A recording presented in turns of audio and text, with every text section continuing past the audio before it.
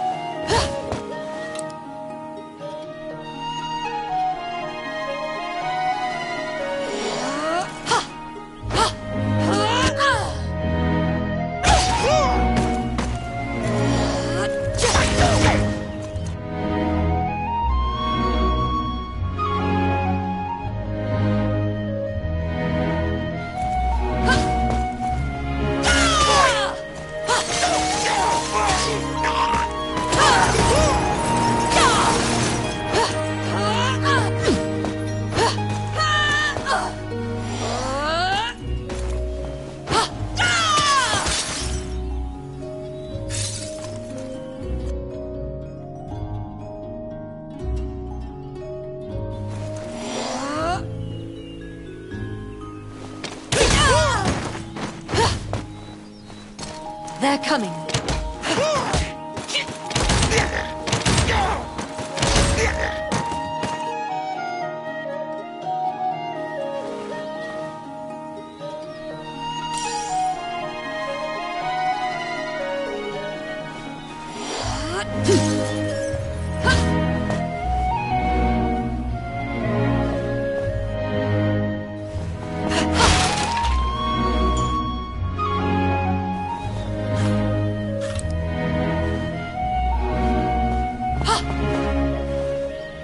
Shall I open that door for you? The rogue Ranni inquired, after appearing from out of nowhere. He thought that it would be a simple matter to take advantage of your naivete and pocket some coin.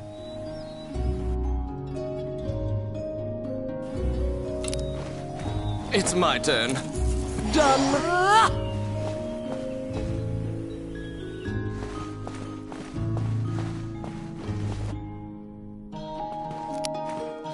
Oh, yes.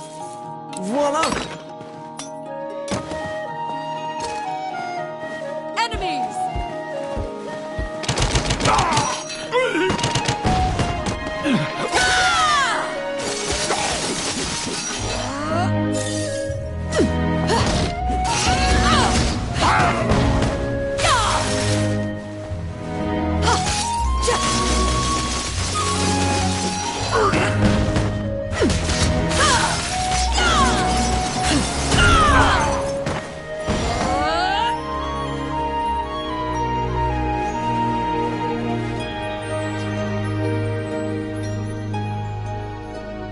Since that point, you've been journeying under mutually beneficial terms. You handle combat, and Ranni handles locks.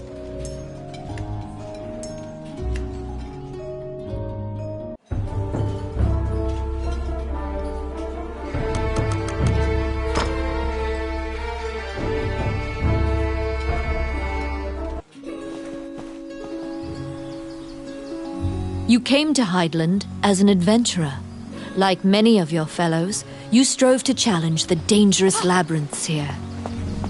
The labyrinths were every bit as perilous as you'd heard. Most were lucky to have even their bones exit the ruins. You don't currently belong to the guild. I recommend registering. You can get jobs there and learn skills.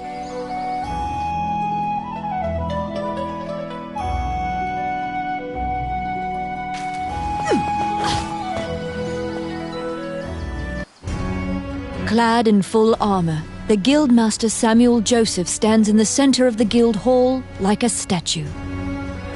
You request to join the guild. Samuel issues you a test of skill.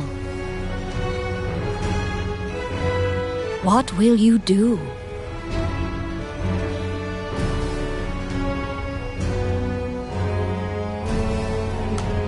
After hearing your reply, Samuel states that deeds, not words, are the truest hallmark of the worthy. You don't currently belong to the guild. Clad in full armor, you request to join the guild. What will you do? Your test is to help a warrior named Roland. Samuel says that you can find him in the ancient temple ruins.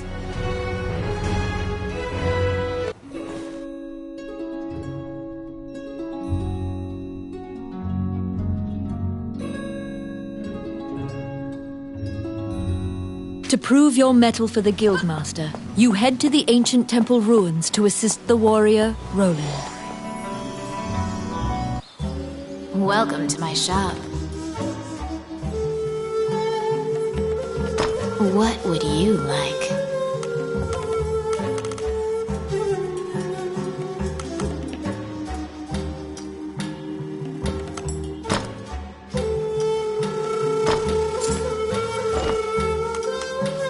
Which one do you want?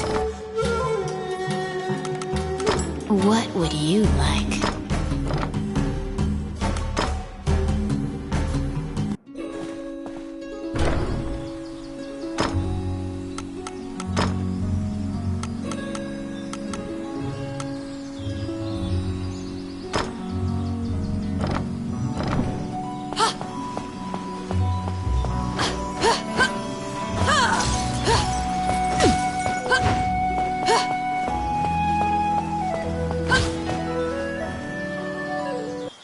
A magic gate was recently found in the ruins on the outskirts of town. Use that to reach your destination.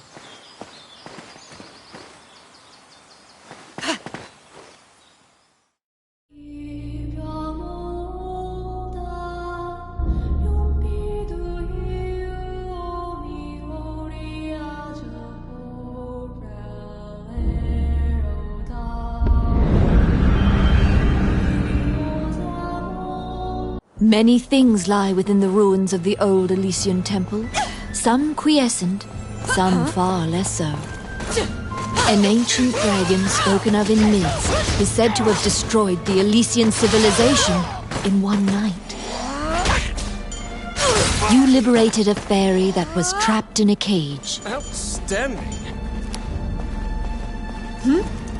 It's my turn.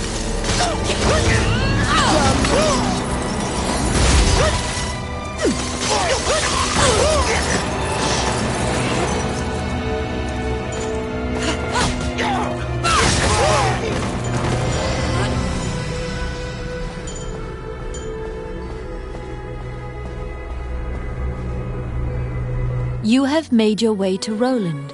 At the guild's behest, he is looking for adventurers who went missing in the ruins. For you to pass your guild exam, you must help him. Roland tells you to search in the ruins that are submerged in water. Much time has passed since the missing were last seen. He tells you to bring back their bones if they are found dead.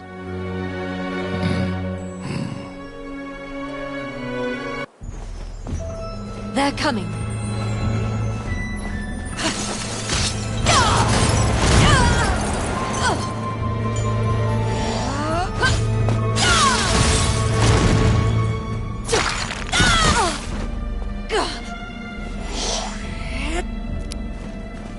Oh, yes. Oh, yeah. Outstanding. It's my turn. Voila! The Orc army is apparently getting here via the waterway. Their cargo is various articles from ships that had been reported missing. Oh, yes. Simple. Let's see. Done.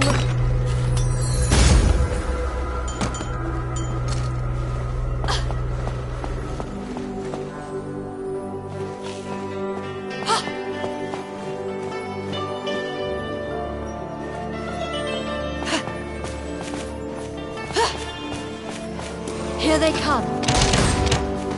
I got it. Simple.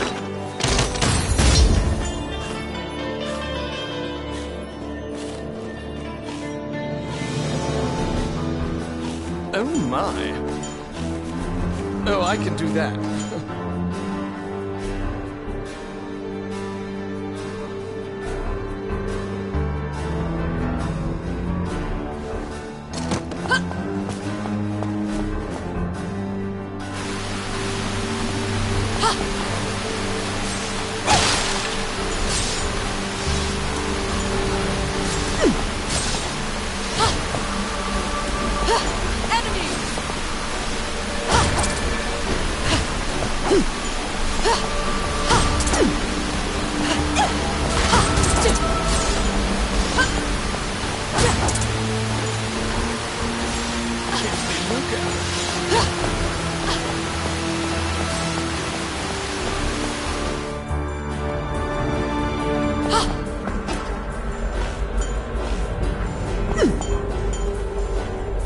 As you investigate the wall painting, you detect that the area behind the wall has been hollowed out.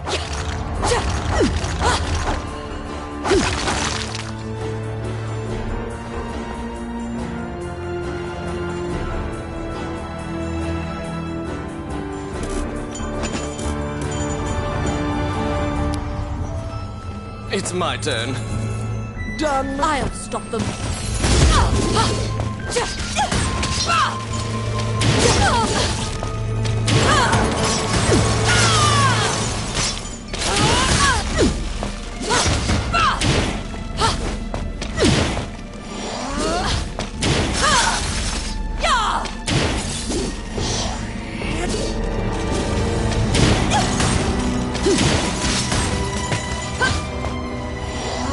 Outstanding.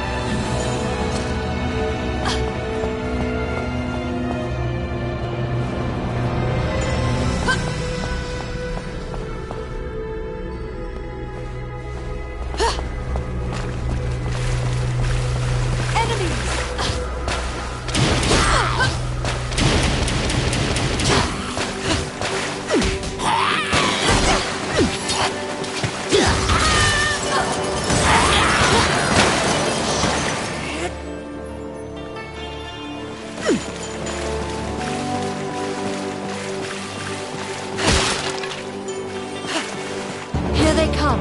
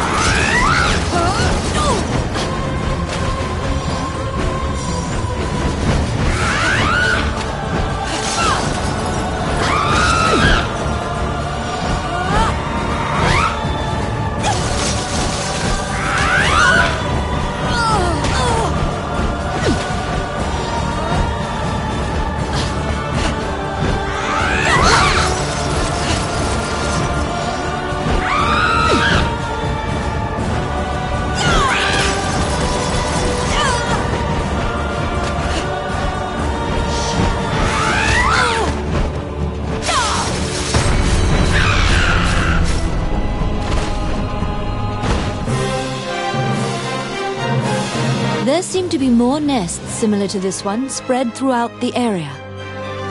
You exit the area, taking care to avoid drawing the attention of any other harpies.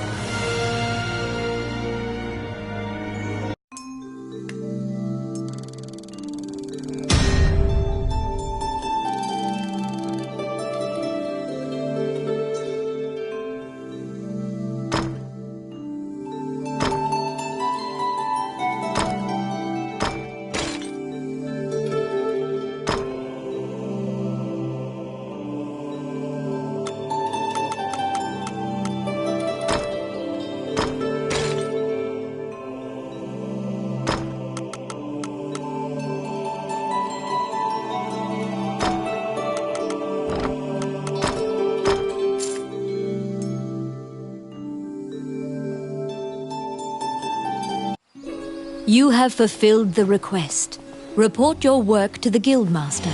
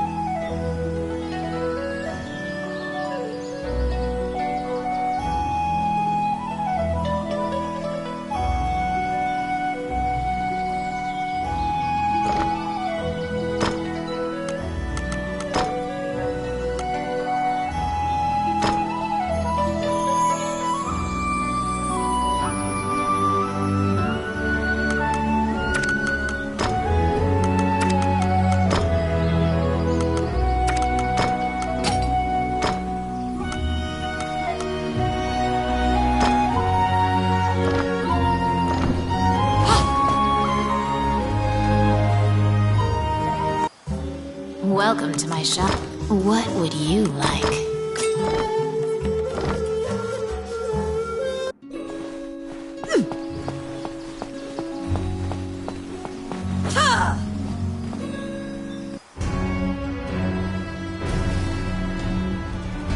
After delivering your report, you think you see part of a smile cross Samuel's face. You are now registered with the Guild. You may now get cooperation from Guild members. They may participate in your party and help you in completing quests. The Adventurers Guild has a backlog of quests, because many adventurers are occupied with the Dragon's Crown rumors. The king and his retinue left to find the Dragon's Crown and are missing. Many Guild members are now searching for them.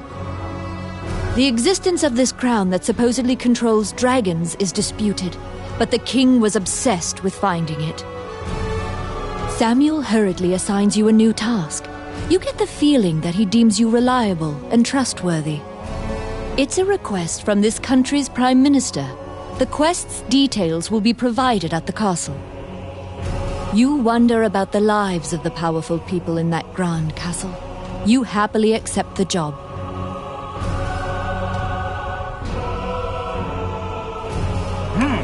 You have a request.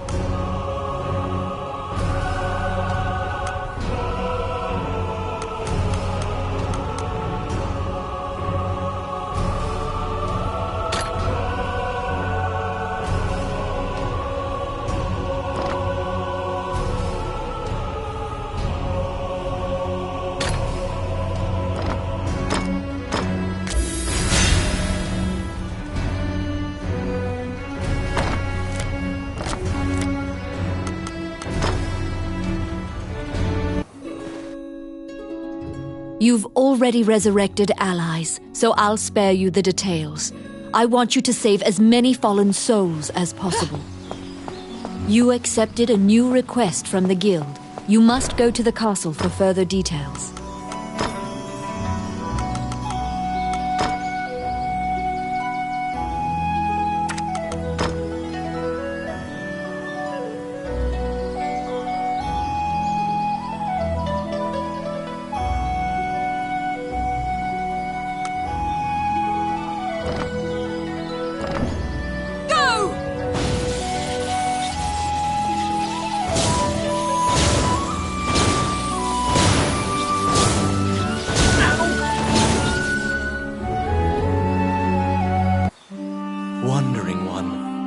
help you?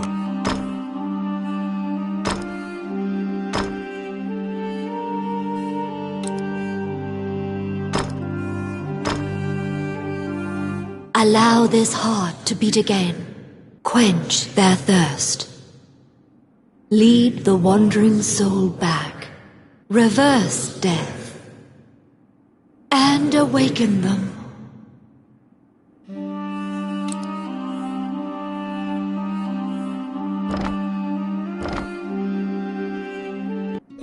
You accepted a new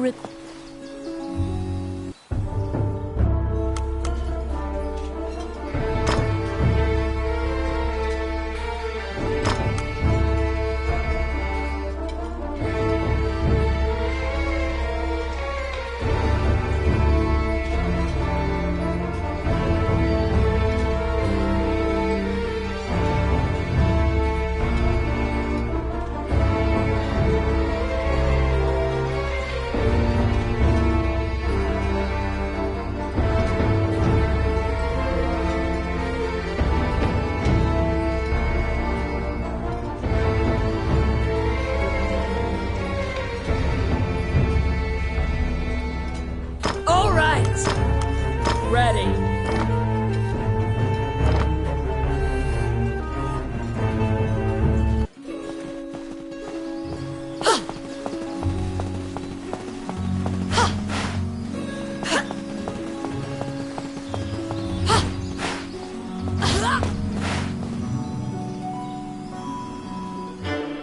Flanked by guards, you are led through the secure castle.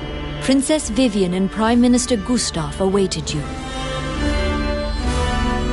The Prime Minister speaks a lot, in contrast to the silent princess. He asks you to swear to keep this matter secret. The royal scepter has been stolen. A witness who saw the thief described him as Tommet, a known bandit. Your job is to track down Tommet and retrieve the scepter. Also, for the sake of the kingdom, this must be kept secret.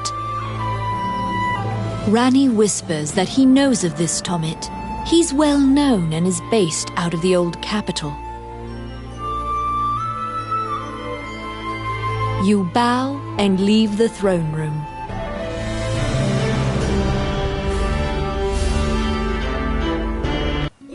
In order to retrieve the royal scepter, you chase the thief into the ruins of the old capital.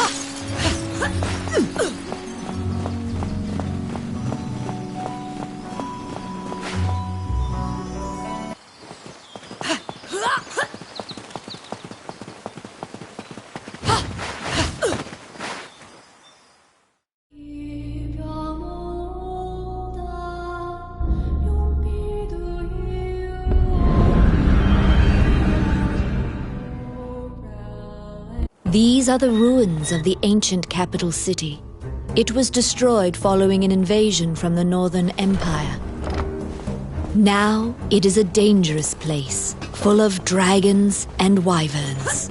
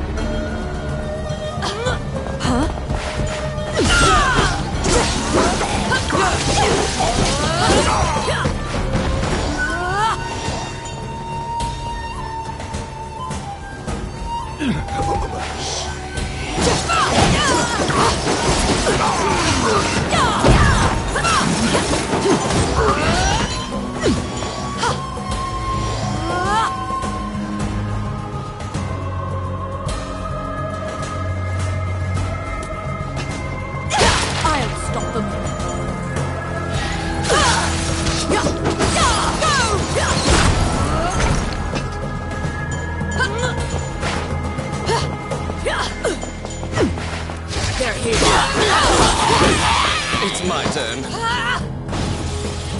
Done.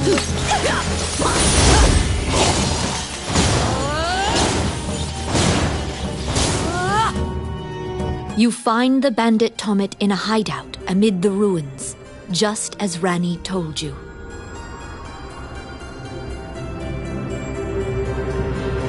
It is said that whatever this man desires, by thievery, he can acquire. Ranni asks, "Are you Tomet, the bandit legend?" Beaming, he displays his spoils and tells the tale behind each item. When you ask about the scepter, he says, "That was indeed I," and goes on to boast exactly how he got into the castle. When you inquire further about the scepter, he deduces your true intentions and darts away. Pursue the thief, apprehend him, and reclaim the scepter.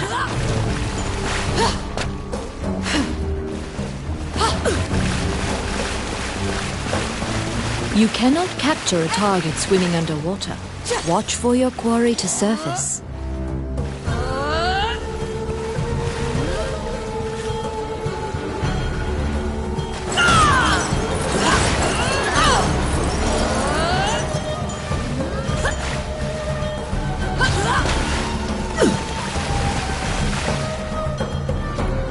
They're here.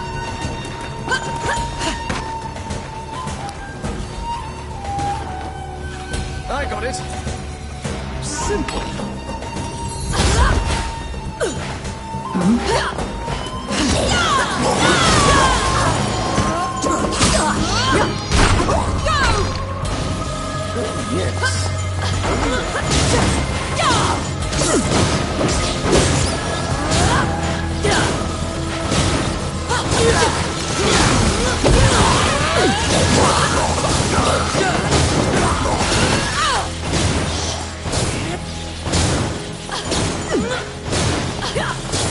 You can hear the sound of a woman crying on the other side. The wall here seems thin enough to break through.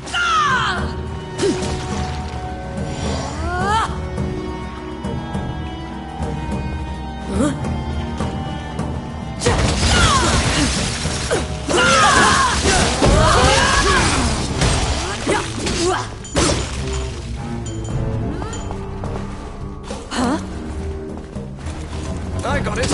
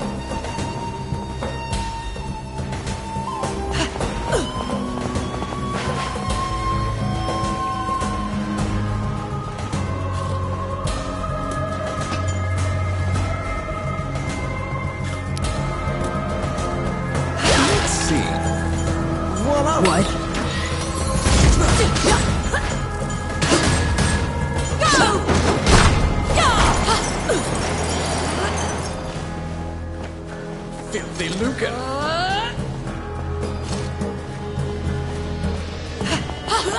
Oh, I can do that.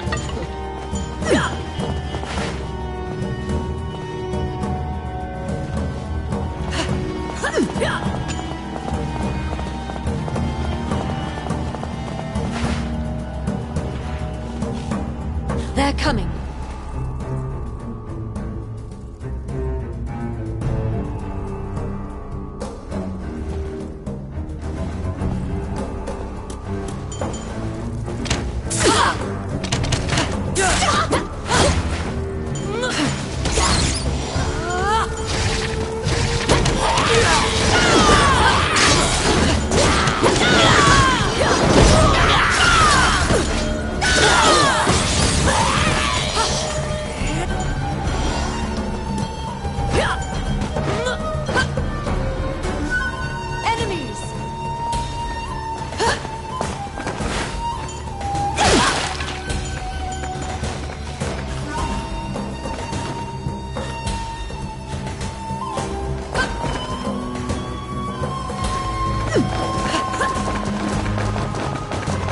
They're coming.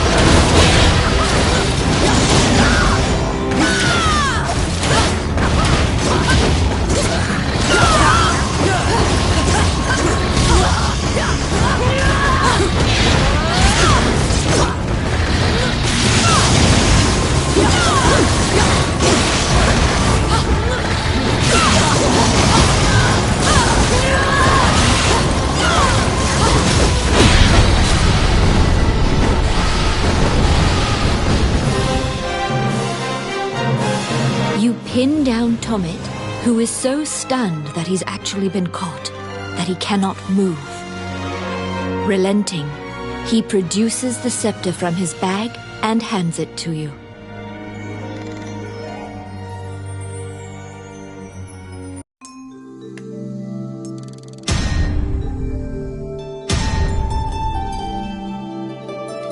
You have reclaimed the royal scepter, stolen from the treasure room of the castle.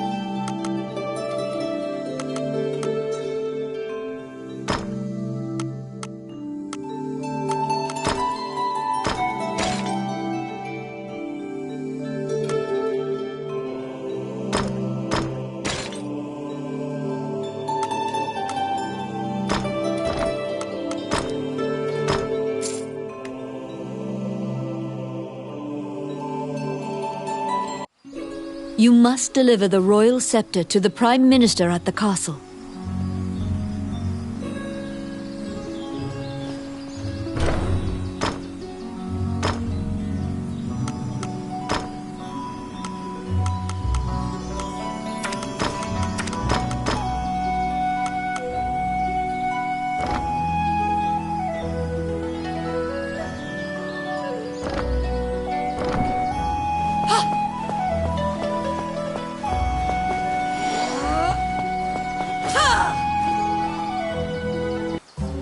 Welcome to my...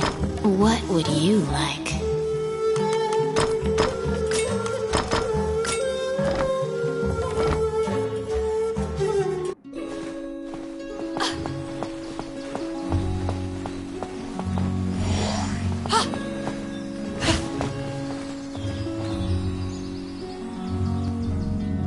Once again, you are led to the throne room under guard.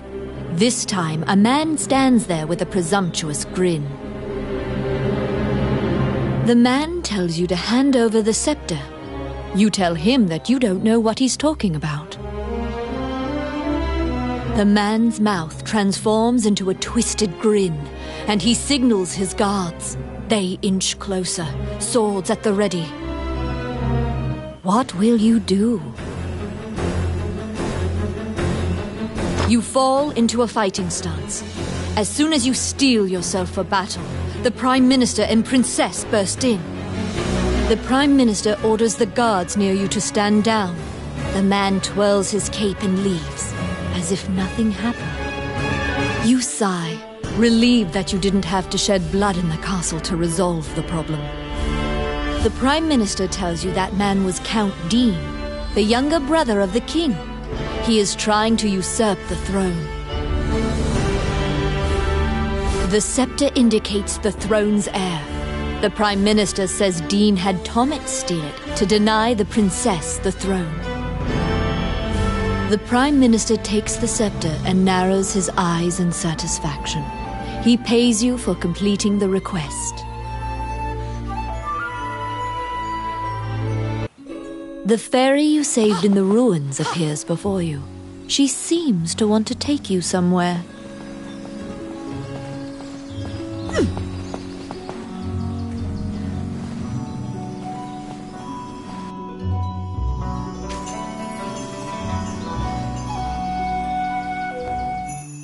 The fairy leads you into an old, ivy-covered tower. You find yourself in a cluttered room that seems to be a laboratory. Judging by the stratification of dust, much time has passed since anyone last entered this room. Letters amidst the shambles indicate that a magician named Lucane lives here. You find a message he penned on the desk. Lucane wrote that he was off to see a magician friend named Wallace in the underground labyrinth. The fairy uses various interpretive gestures to indicate that she wants you to find him. You accept her job request.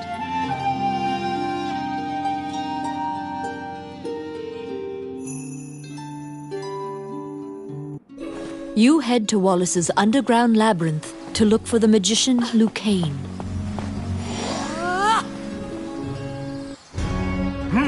You're back.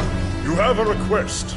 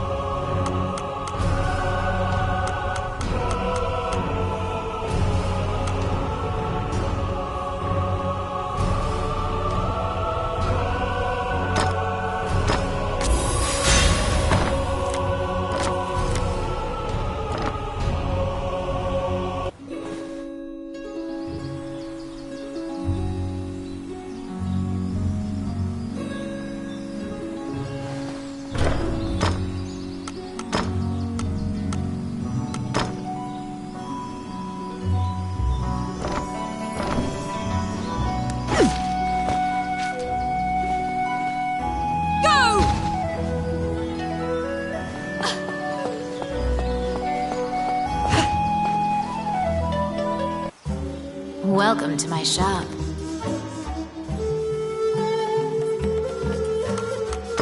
What would you like?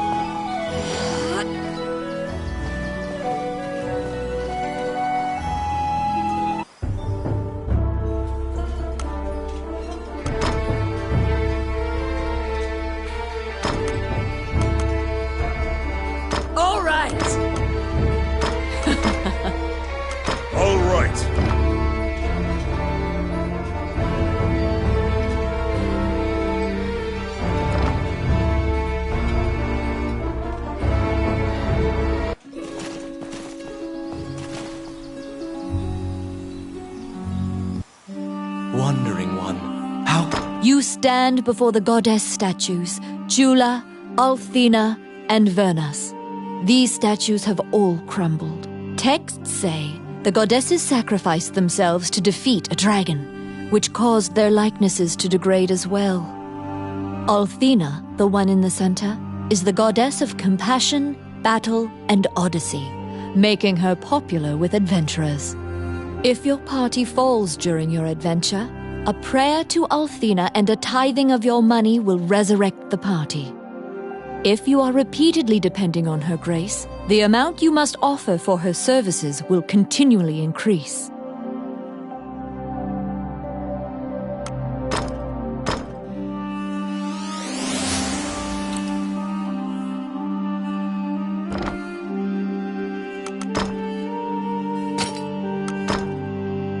May they rest in peace.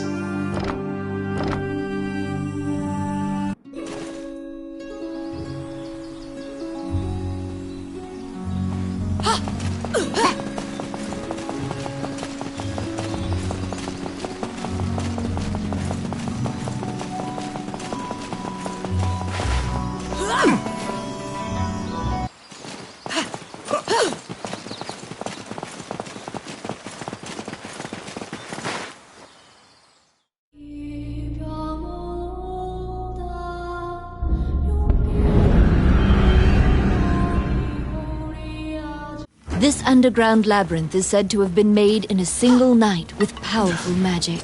It is a dangerous place, replete with traps. It bars entry to all who would dare.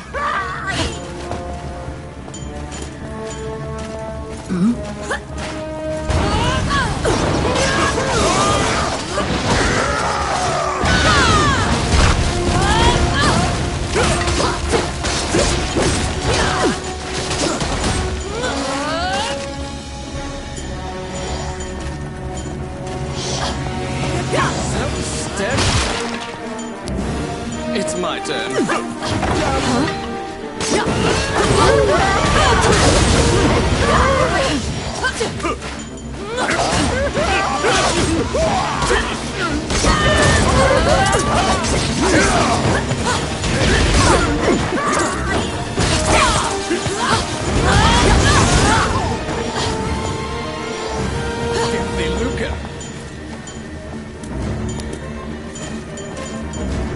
Yes.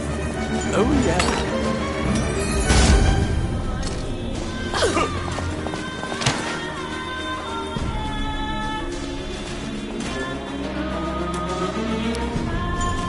I got it. Simple. The trap was sprung, and the door magically closed fast. Slime creatures are weak against fire. The torch on the wall could be used to great effect.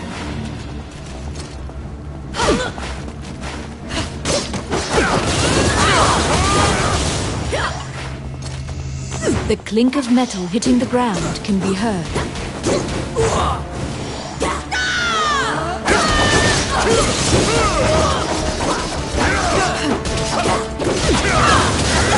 You obtain a magic key to open the door.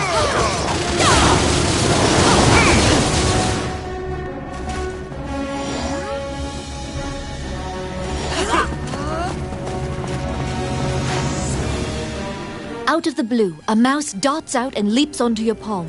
The rodent claims to be the apprentice of Wallace the magician. He says he was tasked with caring for the laboratory while Wallace was gone, but it is beset by malevolent magic users. When you ask about Lucane, the apprentice answers that his master's friend went into the labyrinth and hasn't returned. Your quest to find Lucane is delayed as you attempt to liberate the lab for Ricky, the magician's apprentice. The door to the laboratory is through this hall.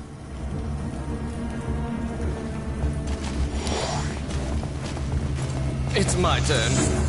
Oh, yeah.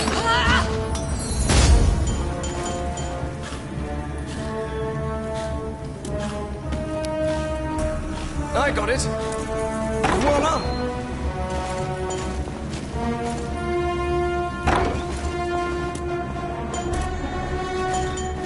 They're here.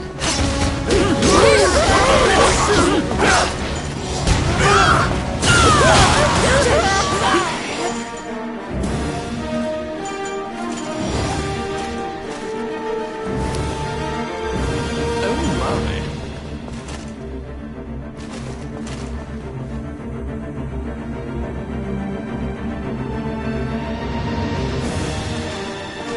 They're here.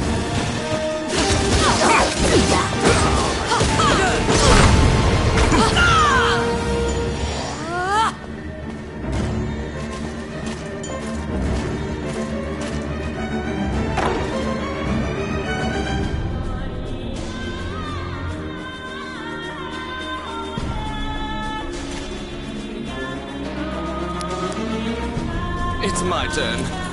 Voila!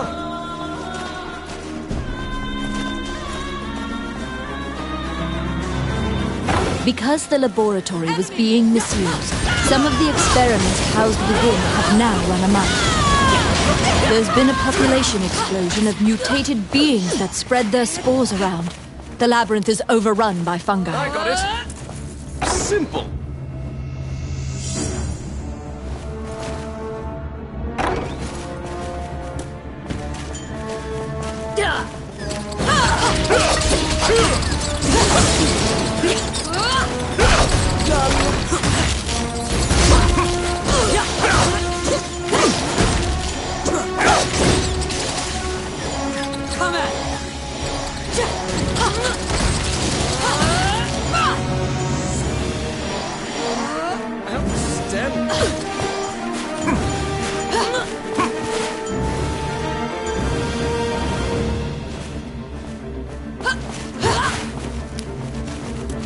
It's my turn. Simple.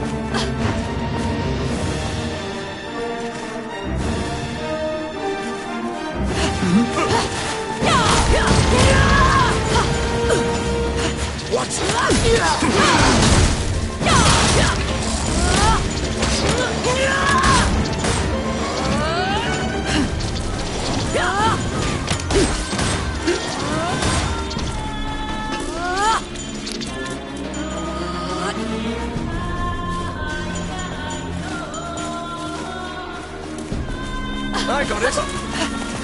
Done.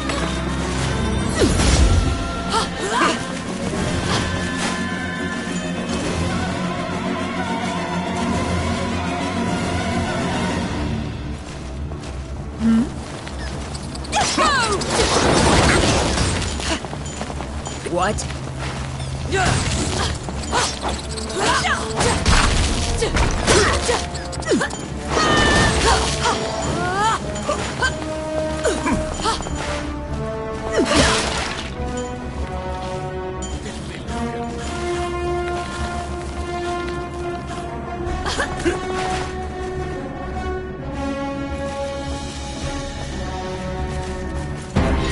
They're coming.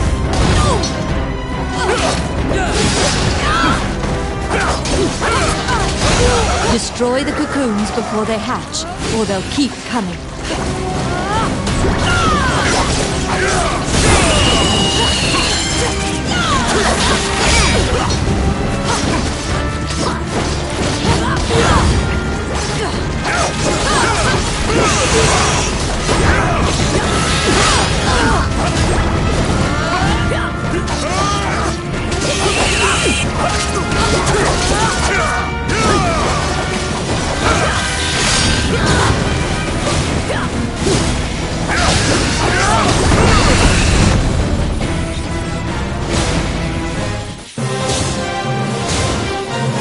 Found some bones that seem to belong to Lucane in the depths of the labyrinth. The tattered raiments and jewelry leave no doubt that the corpse is indeed Lucane's.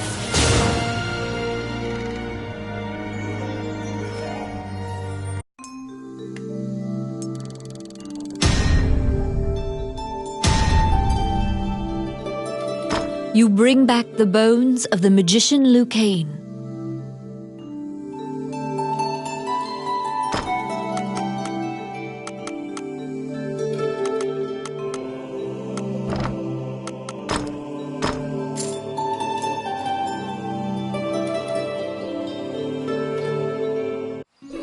You found Lucane, but he was dead.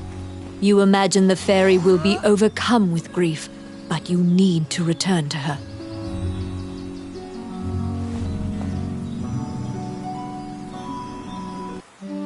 Wandering One, how can I help you?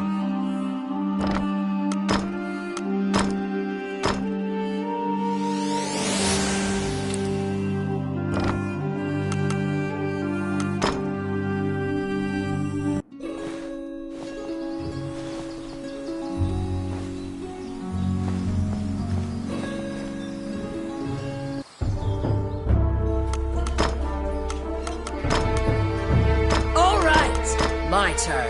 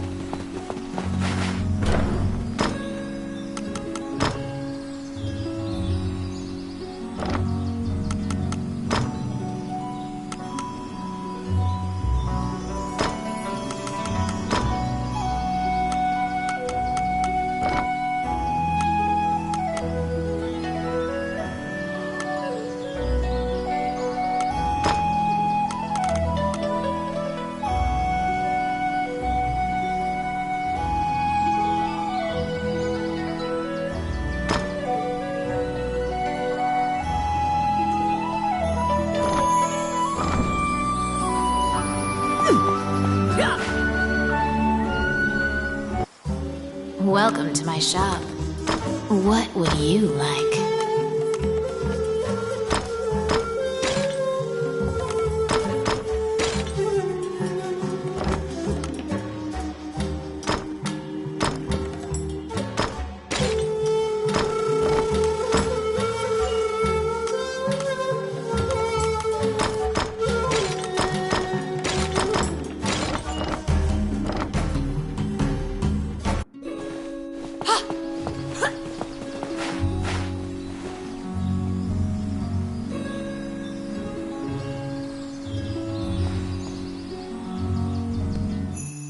When you enter the laboratory, the fairy frantically flits around you, as if it senses your uneasiness. Upon seeing Lucane's bones, the fairy enters into a panic. She begins tugging at your arm to get you to leave the tower.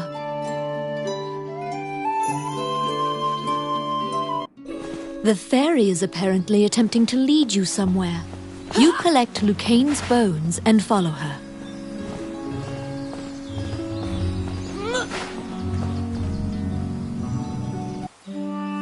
As you enter, a kindly voice echoes from the back. "You seem to be in need of help," a monk says, and approaches you. You nervously hand the monk the bones of Lucane.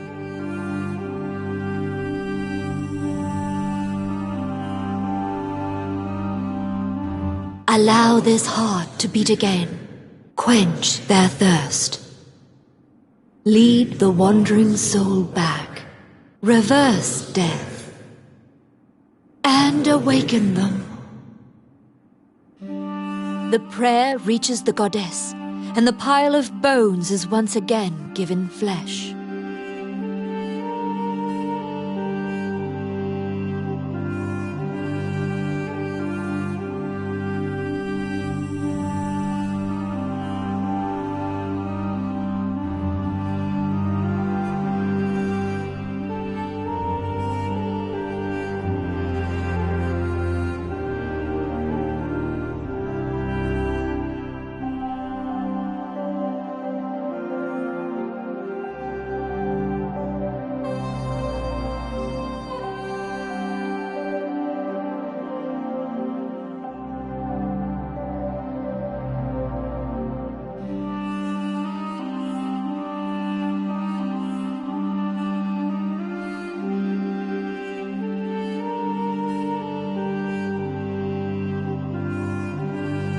Lucane, shocked to find himself alive, thanks you profusely.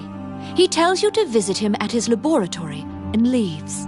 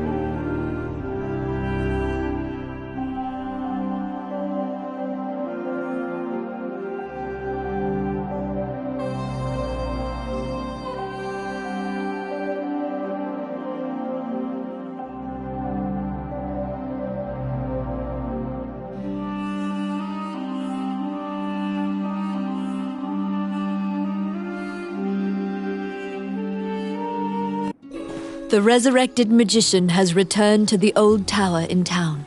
You decide to see him to ask more details.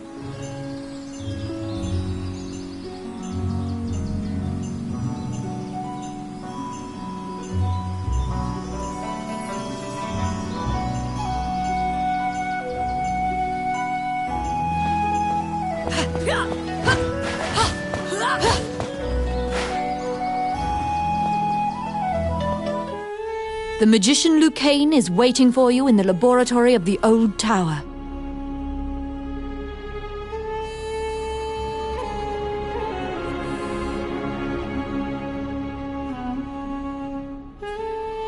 It seems that dying had an adverse effect on his short-term memory. Lucane can't remember why he went to meet Wallace. Lucane is researching magic called runes, which are closely tied to spirits and fairies. Lucane introduces his fairy friend to you. Her name is Tiki. She left the fairy forest due to her strong curiosity. He thanks you again for saving him and allowing him to enjoy life's rich pageant. He displays his magic trinkets. Lucane says that he'd be happy to sell you these items at a fraction of the normal price and answer any questions you have. What will you ask?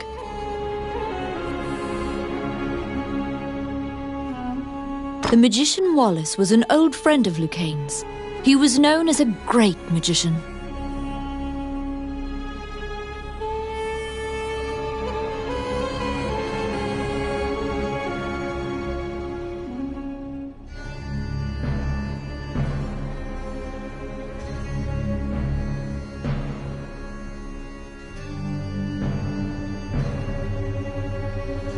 He sealed that group, or myopia of Cyclopes, in a labyrinth and saved the land. He also mentored young magicians in his tower. He was also the king's trusted advisor, and Lucane trails off. It seems that Lucane's memory has failed him again. Before you realize it, Tiki is following you around. She seems to have taken a liking to you.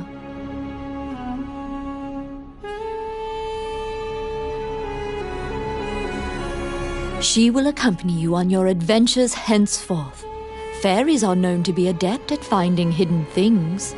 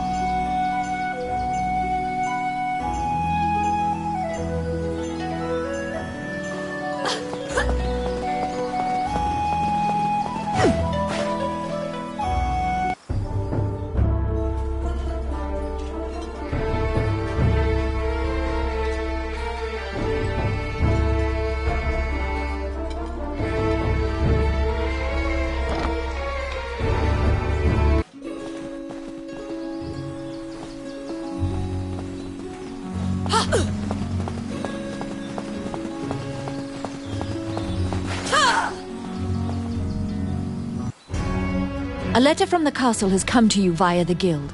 It simply says to report to the castle in all haste. You're back. You have a request.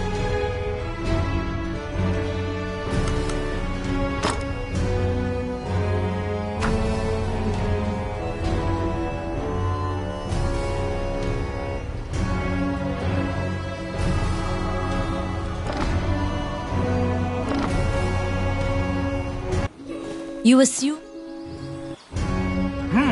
You're back.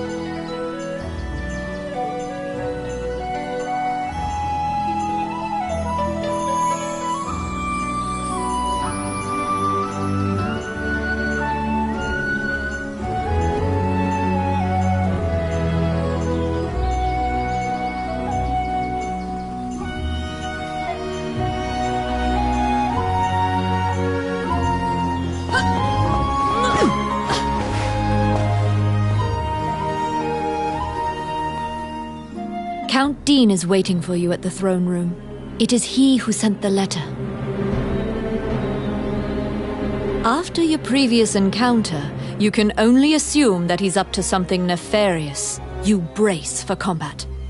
The guards have drawn their swords and are blocking the exit. Count Dean starts talking to you in a soft voice. He says that he has personally requested your assistance in performing a task for him. He wants you to scout Bilberon Fortress on the border.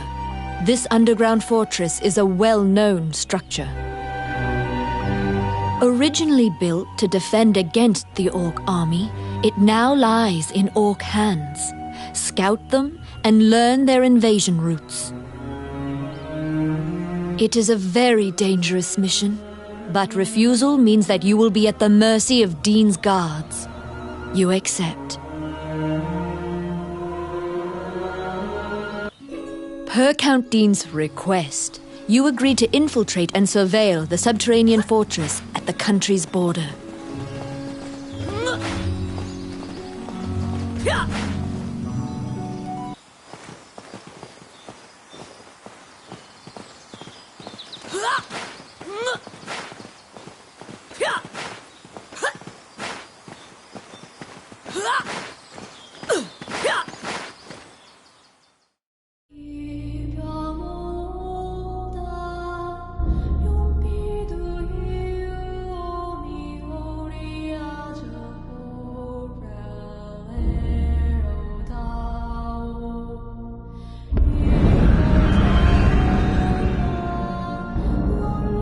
The Orc army presently controls Bilberon, the underground fortress built into the canyon.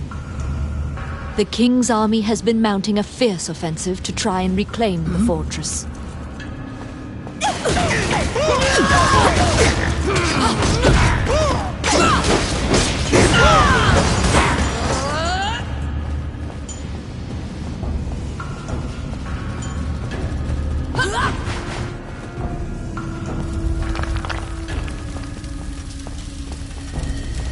They're here!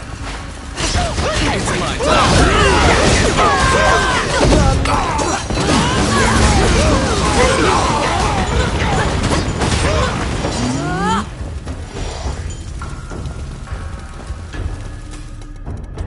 You step into the enemy kitchen. A corpulent chef grabs a goblin instead of meat and suddenly stops. The cook, sensing your presence, stares directly at you. Luckily, her sight's not so keen, so she doesn't notice you.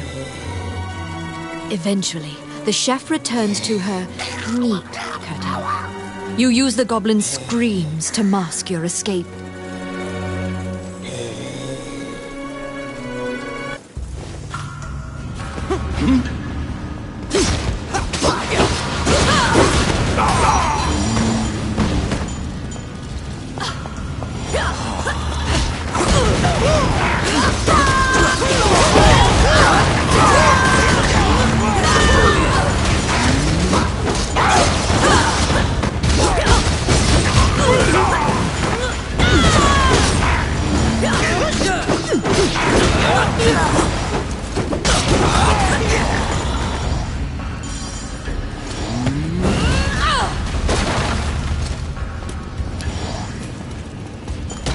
The pathway, blocked with a stone wall, doesn't look like it would give way unless you bombed it.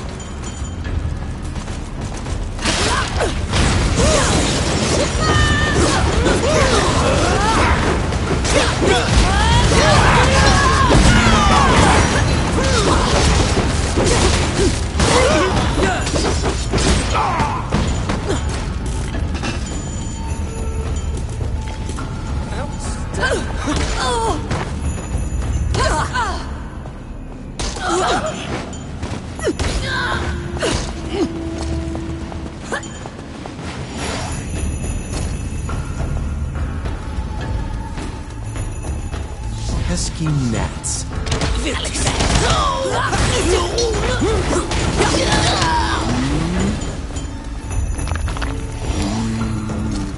Oh, yes. Simple.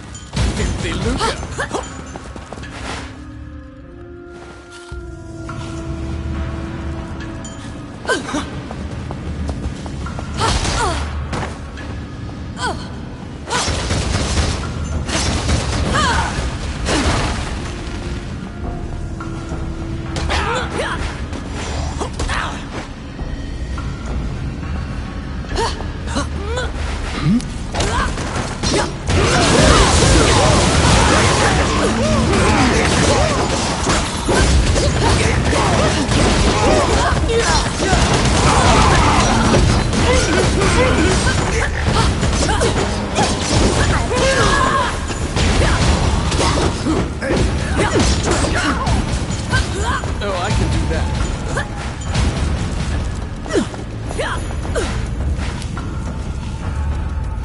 Oh, yes. Done.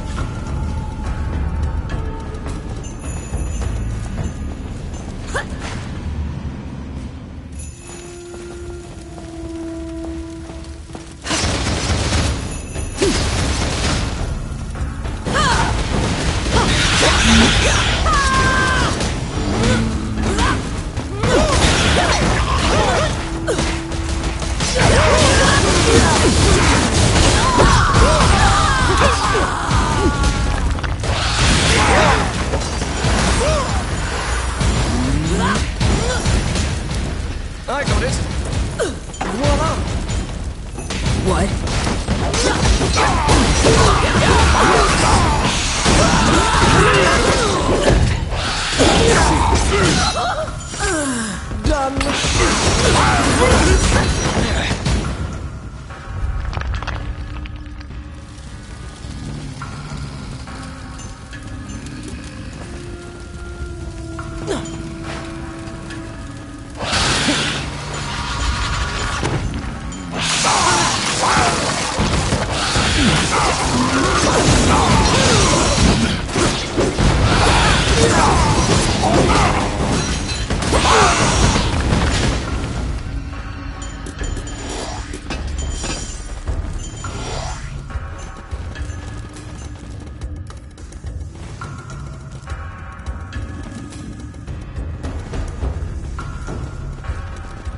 They're coming.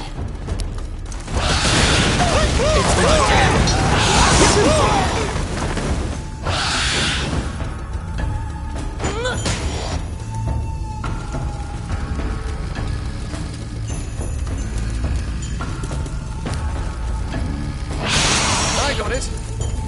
Oh, yeah. Filthy Lucca. Outstanding.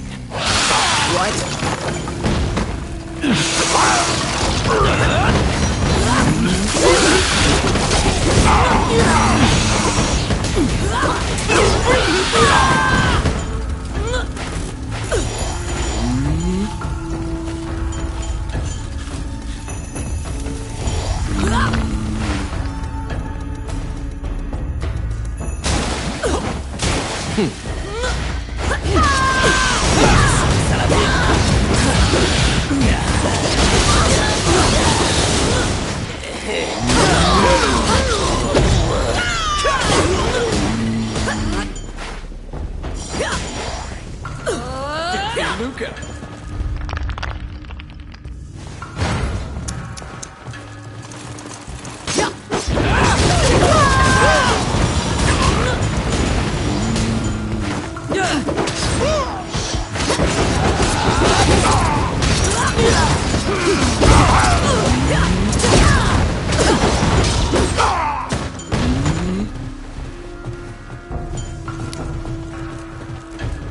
They're here.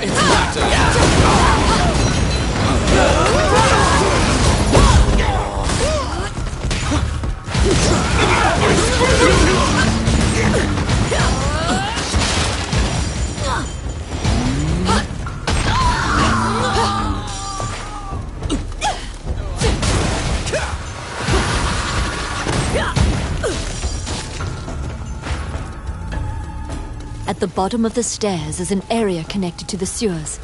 This seems your most likely escape route.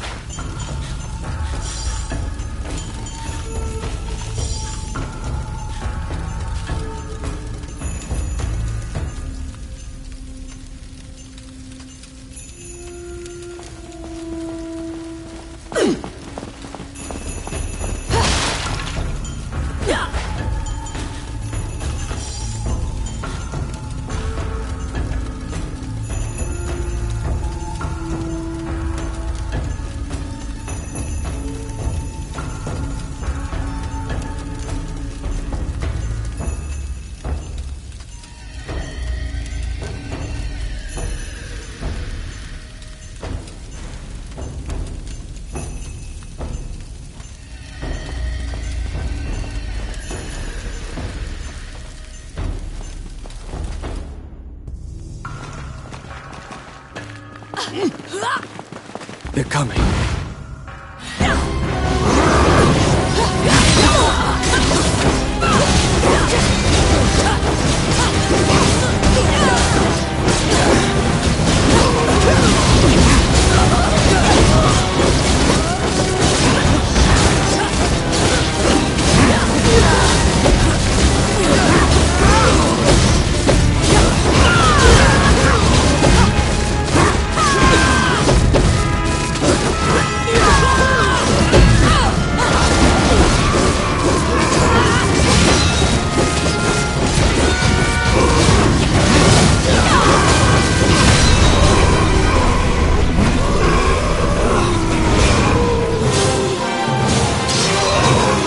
After defeating the Minotaur, you move through the sewer's filth. The reconnaissance mission went well. You gathered intel and slipped back across enemy lines.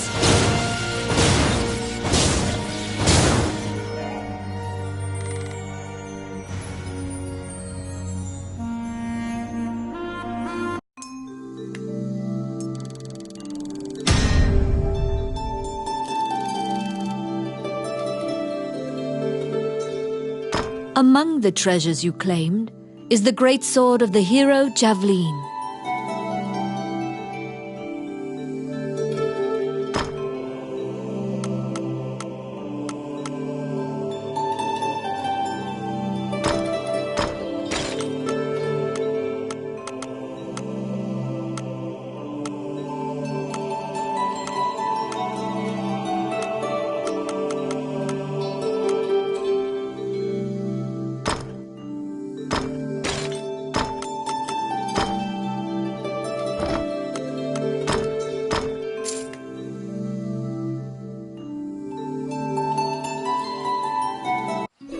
You succeeded in acquiring intel on the underground fortress.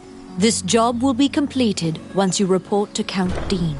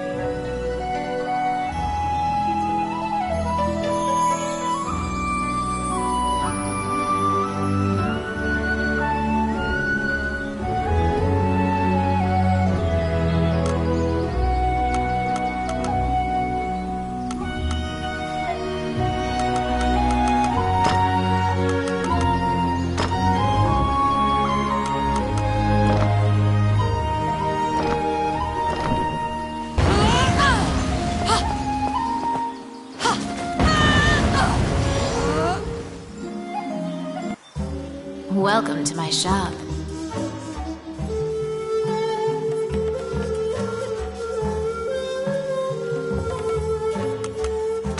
What would you like?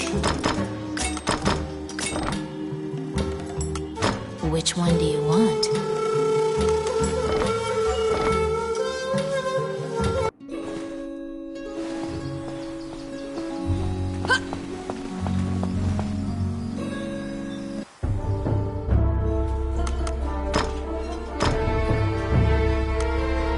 All right!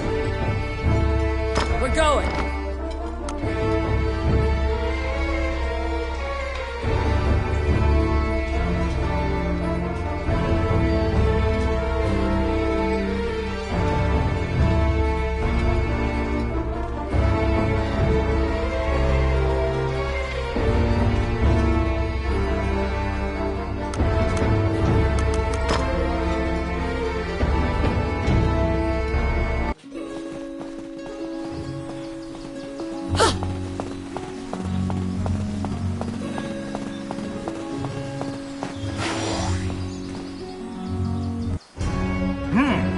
back.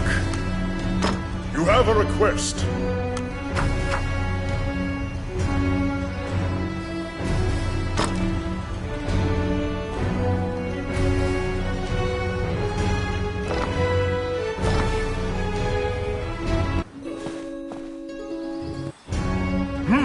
You're back.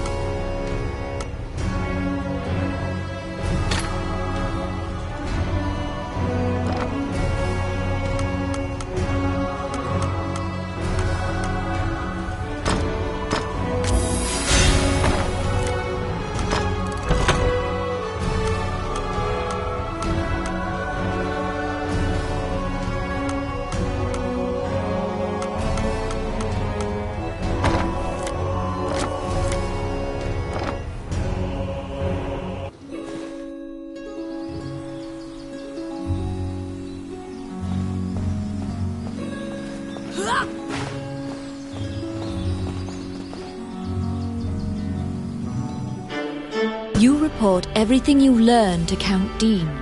Unfortunately, you also mention the hero's legendary sword. Naturally, he demands the great sword, but at least he's in a good mood now. He thought you'd just flee, but you didn't.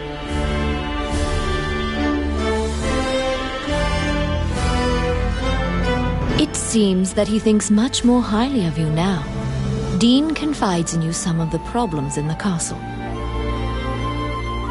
Once the king went missing, the Prime Minister began recommending the Archduke MacNeil of Bolga to the throne. Bolga is an aggressive nation to the north. MacNeil is related to the King of Hydeland and has a legal claim to the throne. Count Dean claims that MacNeil has been rallying nobles in Hydeland to support his claim to the throne. That's why Dean hired Tommet to steal the scepter.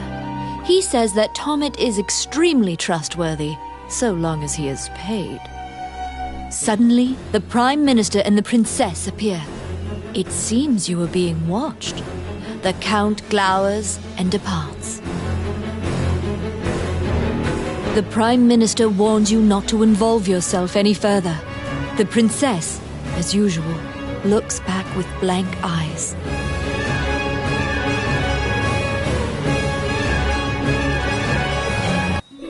Since you completed the job at the castle, you return to the Adventurers Guild to tell them what transpired.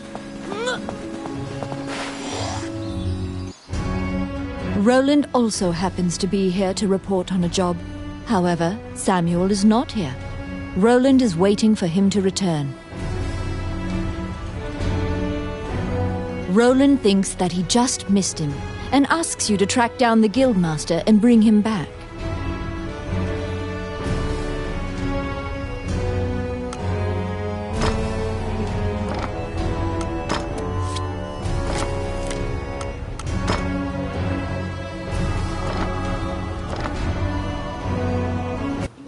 You look for Samuel, the Guildmaster.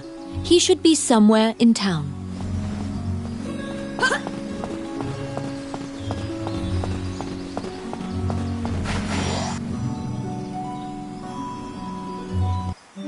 Wandering One, how can I help you? A giant man in armor finishes his prayers and turns around. His pensive expression quickly turns fierce as he sees you. He tells you he was praying because he has sent many friends to look for the king, but they haven't found the slightest clue. When you ask to help, Samuel just nods and hands you a request form. It's the same request the temple gave you. In a remote region, marriageable girls are disappearing one by one. The catacombs are believed to be linked somehow.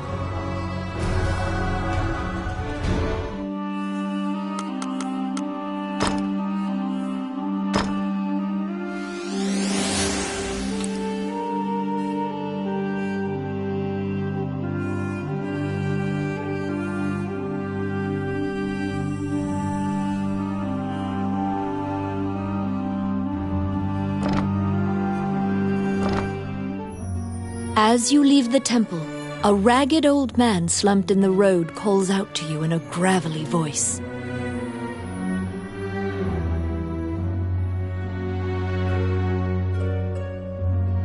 His raspy voice makes it difficult for you to discern if he's even speaking your language. You can give him a coin if you feel pity for him.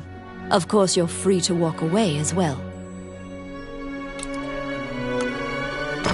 He doesn't even acknowledge the coin.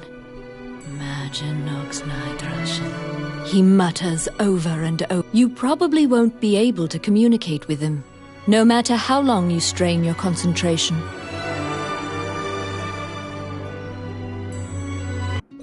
To solve the mystery of the disappearances, you head to the catacombs where the villagers fear to tread.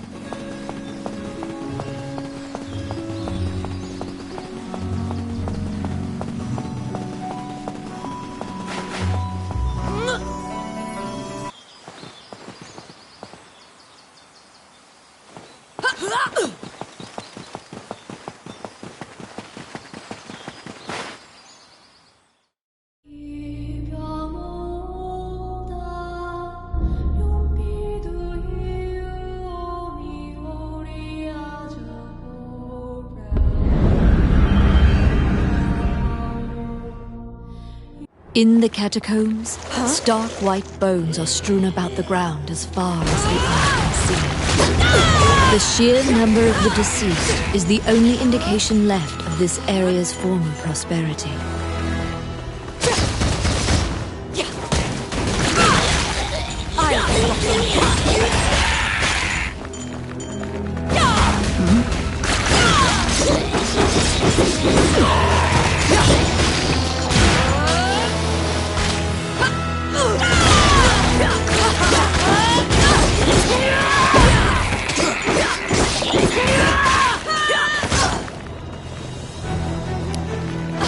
It's my turn.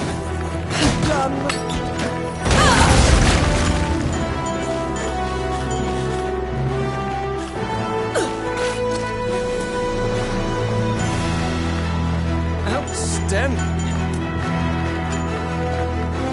What?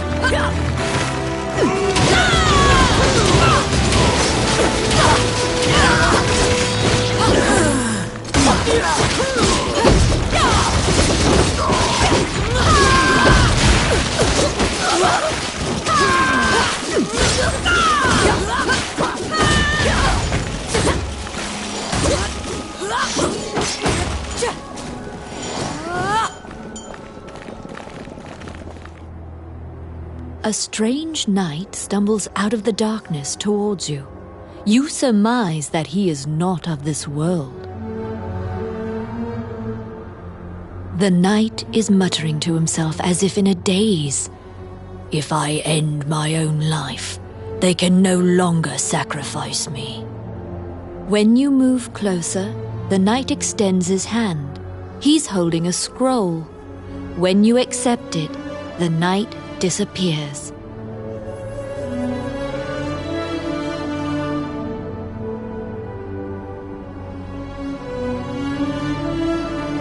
The path ahead of you is connected to the ruins of the castle colloquially called the Castle of the Dead.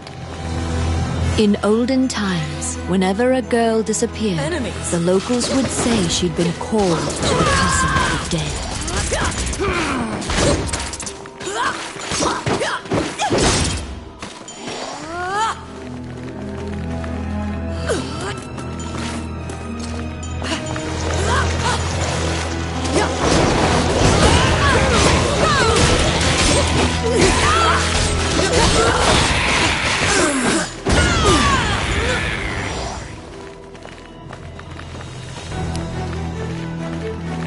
Yes. Simple.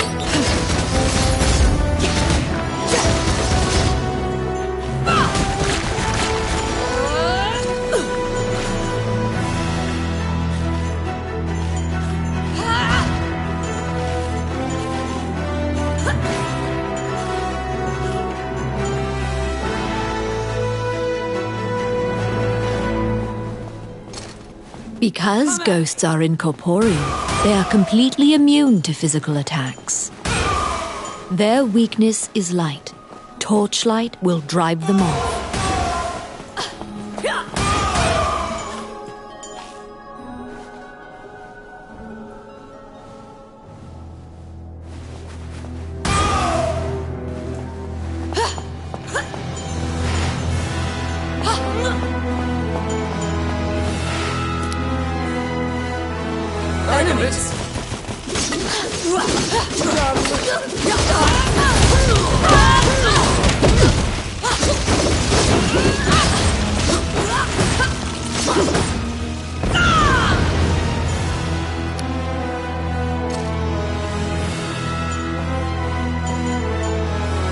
It's my turn. Voila!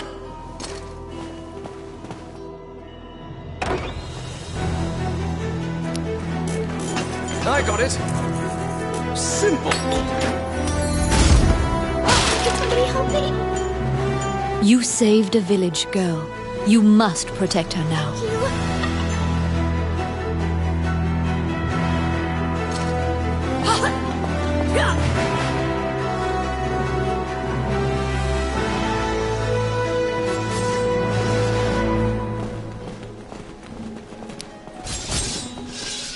Let's see. Oh, yeah.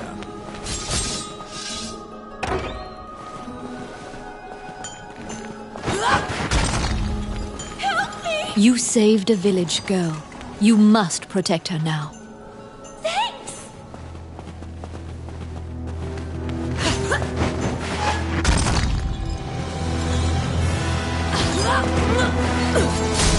It hurts.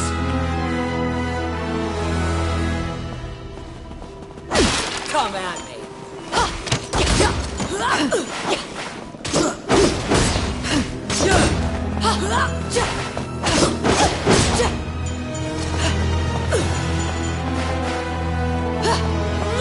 Oh my.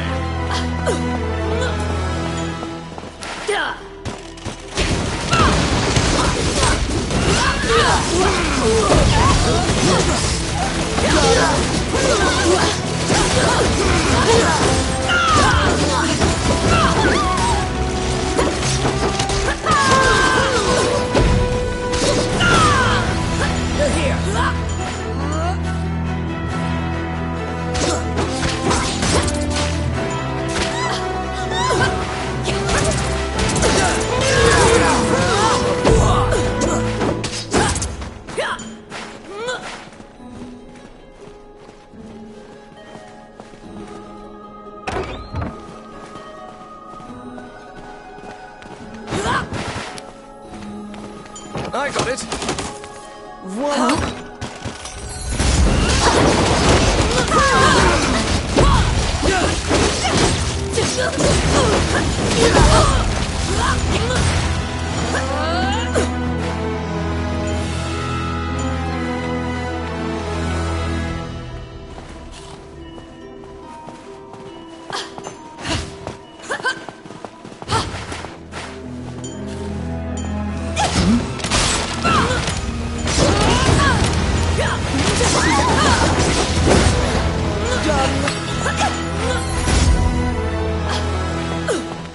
Oh, I can do that. It's my turn. Voila!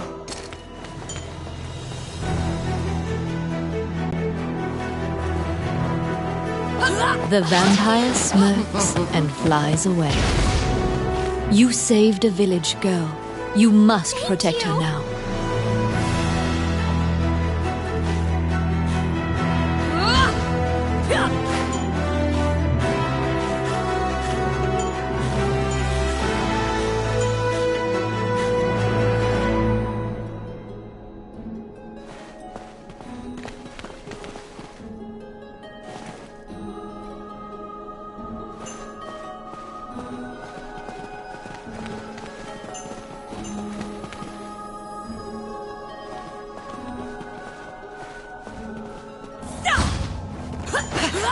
Protect the village girl. If she is bitten by the others, she will become a vampire as well.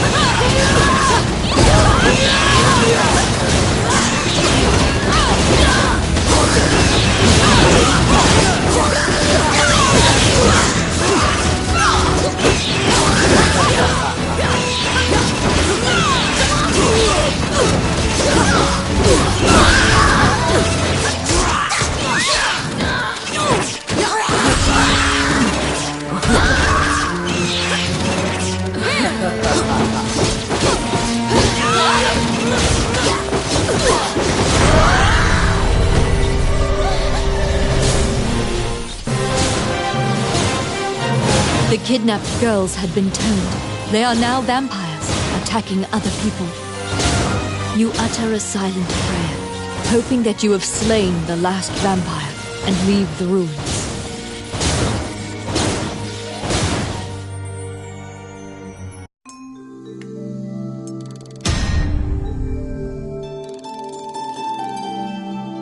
In your hands is the bloody scroll that the Ghost Knight had given you.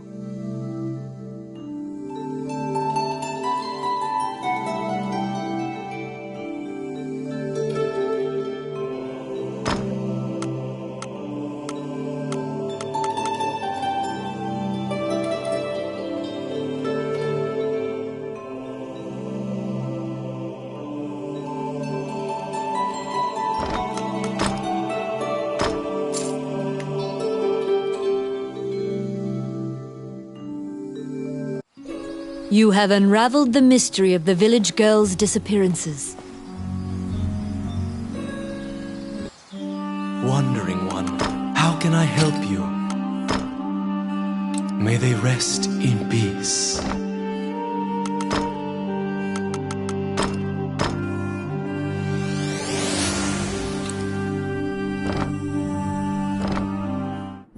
As you leave the temple, a ragged old man You can give him a coin if you... He doesn't even acknowledge the coin. He mutters over and over.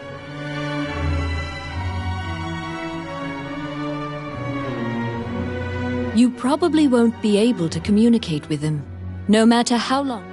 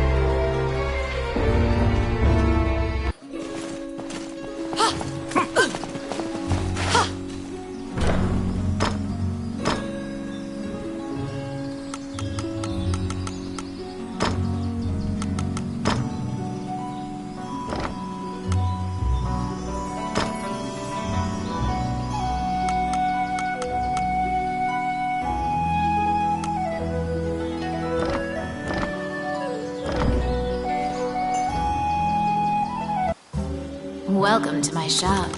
What would you like?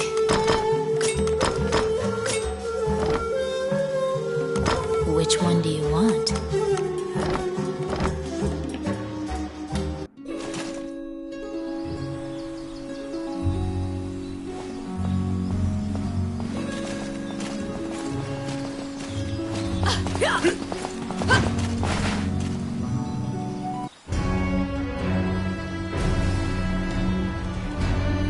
You are curious about the bloody scroll. You show Samuel the scroll and tell him what you saw in the catacombs. After examining the scroll, the signature and other details indicate that it is a letter from the king to the princess. It is a report telling her that he had obtained the dragon's crown. You wonder if this letter is true. You can't deny that the ghost was clad in mail that was eerily similar to the king's armor, so perhaps this is true. The king's death will profoundly affect the kingdom and neighboring lands. Samuel orders you to report it to the castle. You're back. You have a request.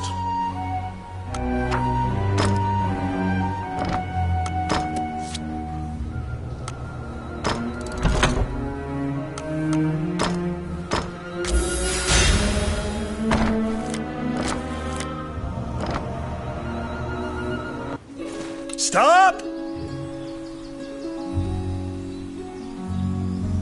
Immediately you are overwhelmed by guards and thrown into the castle jail, charged for a crime you did not commit.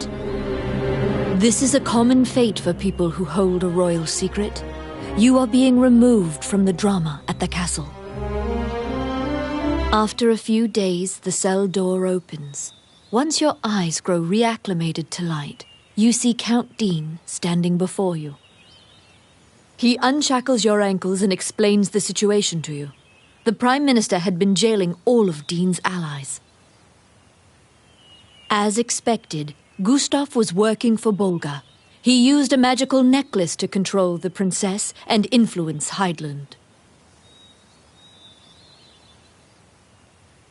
Once Dean got Princess Vivian to safety and confronted the Prime Minister, Gustav fled with a ship full of treasure.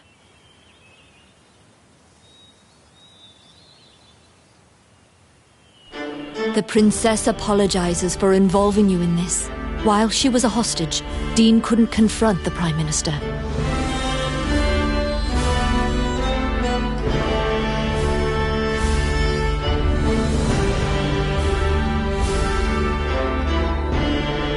This kingdom needs a new ruler immediately. Dean is no saint, but he would make a good leader, you think. However, when Gustav fled, he also stole the royal orb, another treasure that represents the right to rule Heidland. If MacNeil gets the orb, it will likely result in civil war. However, the orb does not appear to have reached Bolga. Princess Vivian asks for your help with this incident. You immediately agree and begin searching for the orb. Gustav's ship chose a pirate route, likely to elude captors. Perhaps his artifice was his undoing. You should investigate. To get the orb back, you travel to Ghost Ship Cove, a known pirate hideout.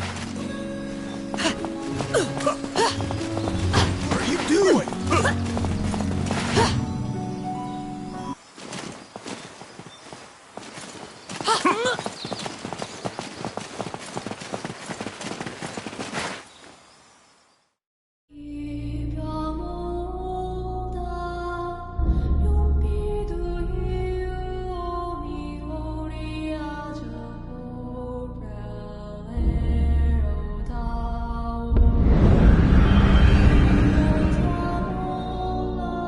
The inside of the cave connects to a fissure on the coastline. It seems large enough to contain another ocean. Sailors dread passing through this area. There are myriad tales of ships disappearing here. It's my turn. Huh?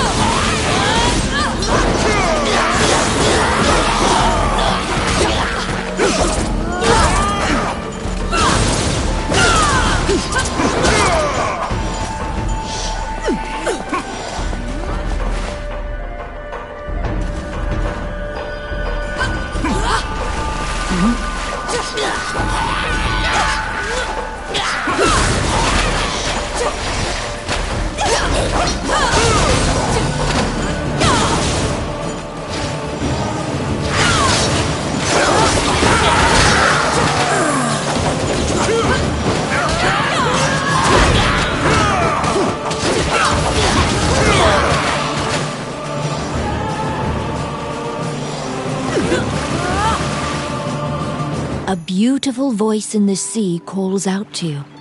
You'd heard of Mermaid's legendary curiosity. She asks you many questions. From your conversation, you learn Gustav's ship was indeed attacked by pirates. That means pirates likely have the orb.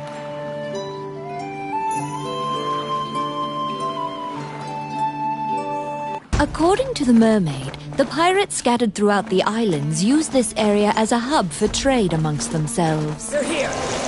Rumors claim that among their treasures is a magic lamp that can call forth the genie.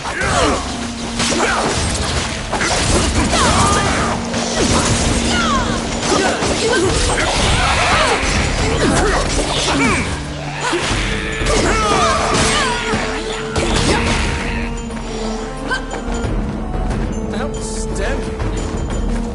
Oh my. What?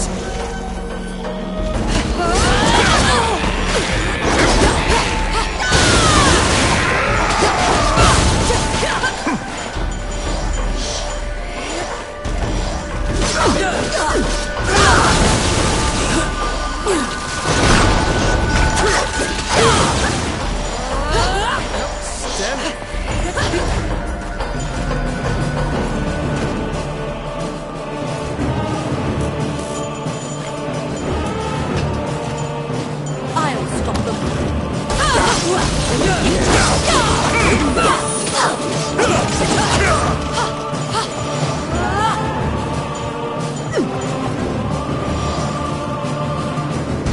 They were being duplicitous. It was all a ruse. The pirates were spying on me the entire time.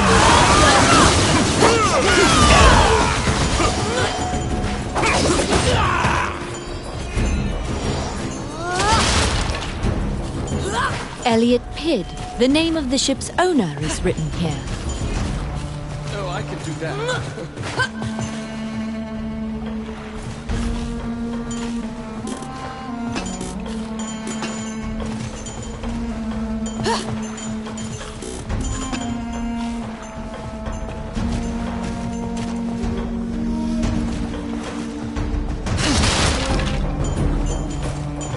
Come at me.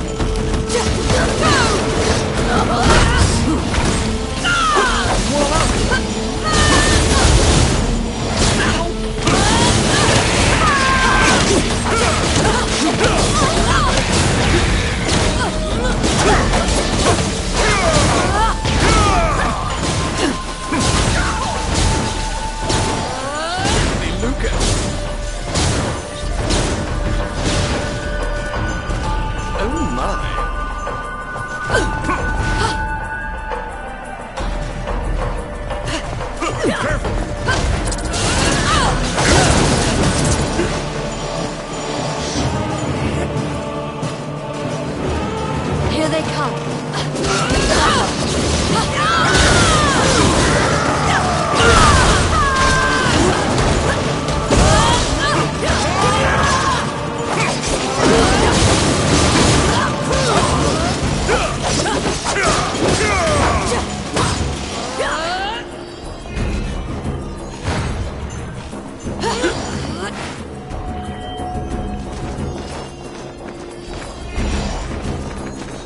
What?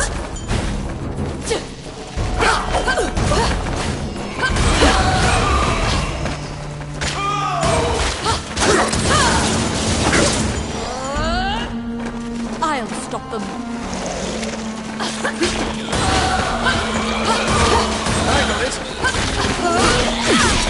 Oh yeah.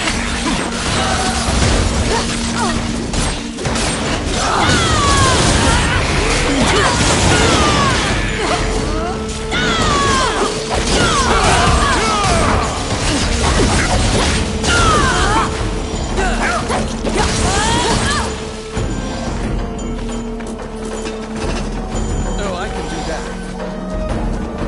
Outstanding.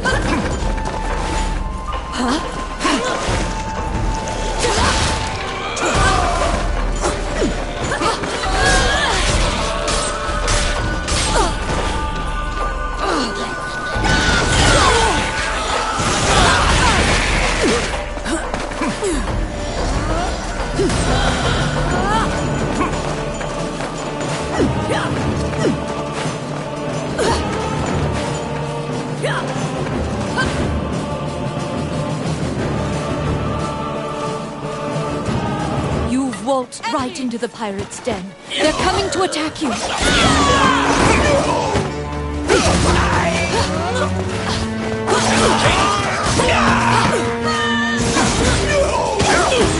The pirates have the magic lamp. Your situation will turn quite dire if you don't take it from them. The pirate has called the genie out. Quick! Get the lamp out of the pirate's hand!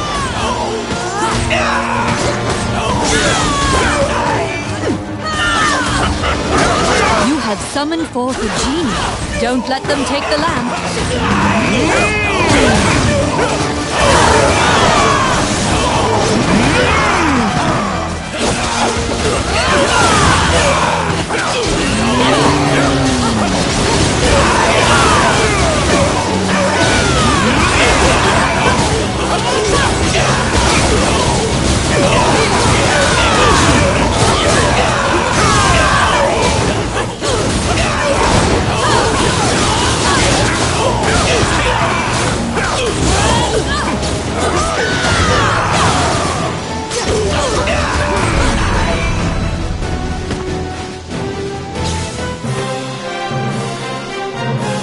The magic lamp granted a wish and flew off. You find the orb stolen by the Prime Minister among the treasure the pirates left behind.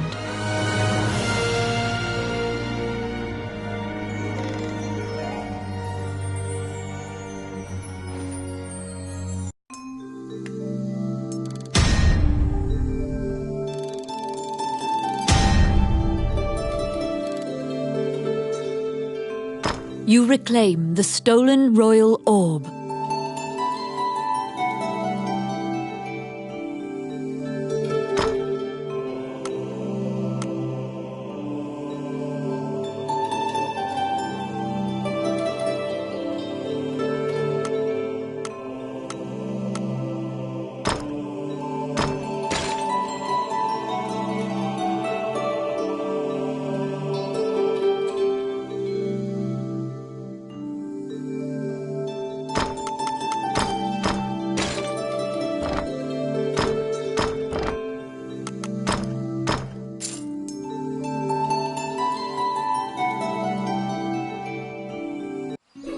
The orb you retrieved must be returned to the castle.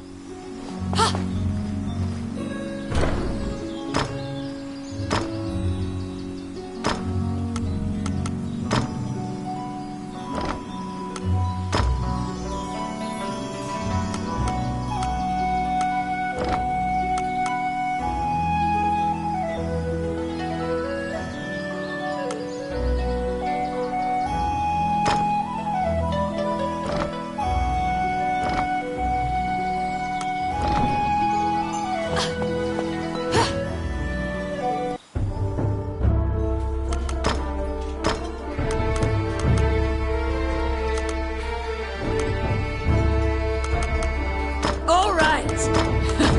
All right.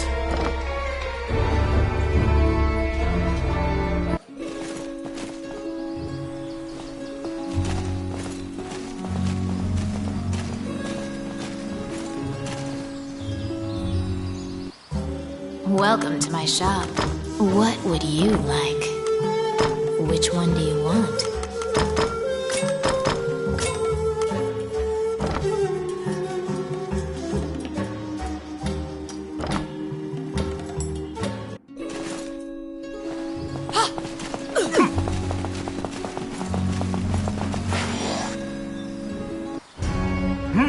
You're back. You have a request.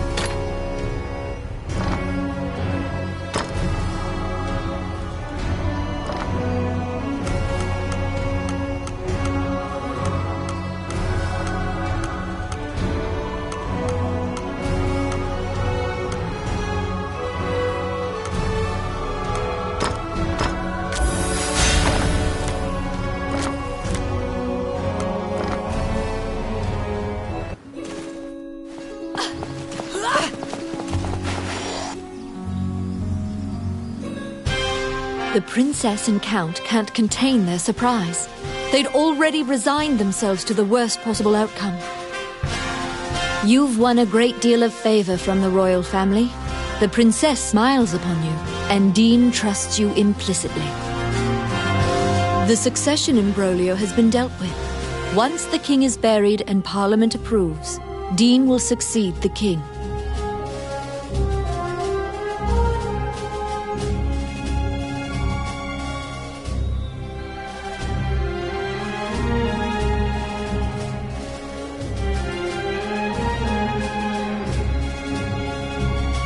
Still, the future king wears a somber expression.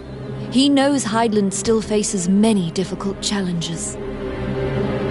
The Xingyak Orc tribe is pushing in from the east, and more tribes are joining their ranks. They're an ever-present menace. Also, while Hydeland is currently at peace, Bolga will surely strike if they sense an advantage.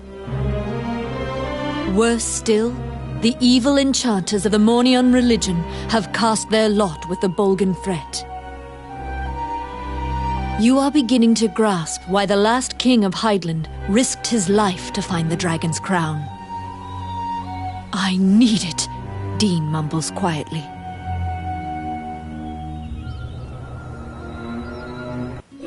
After completing a large task, you return to a normal routine, fulfilling requests on behalf of the Adventurers Guild.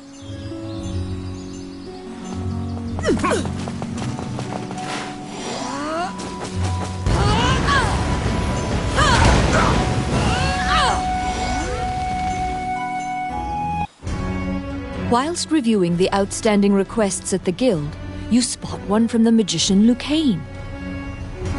It is about rune magic, but since you don't know too much about the subject, you're not sure what is requested.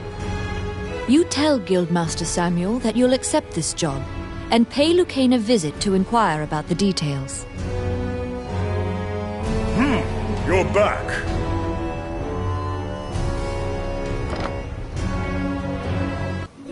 You entered Lucane's tower to ask about his request.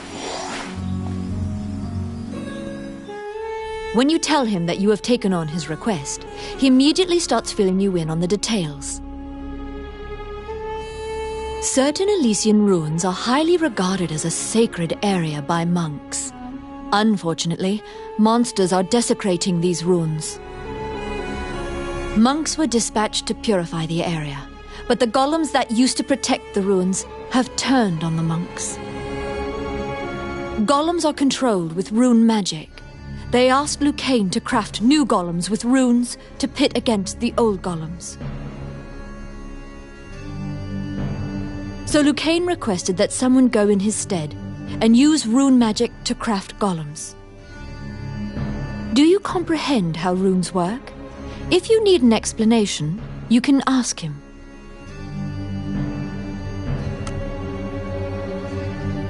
Lucane hands you a stone that has a rune carved into it. Activate the 2 runes on the statue, and then add the stone's rune to cast the 3-letter spell that animates it.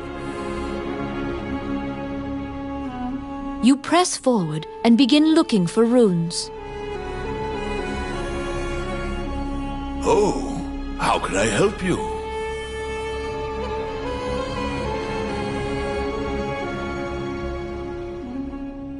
Which one?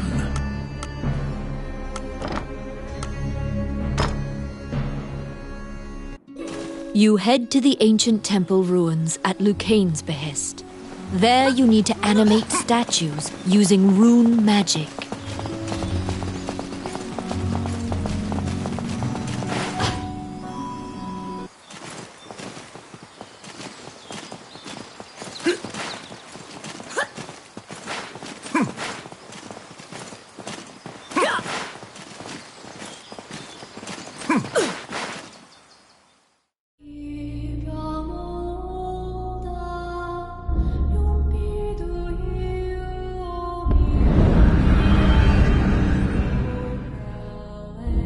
In the Age of the Gods, mankind built a giant tower in a sacred place in an attempt to reach the world of the gods. That arrogance angered the gods, and it is said that the entire city was leveled.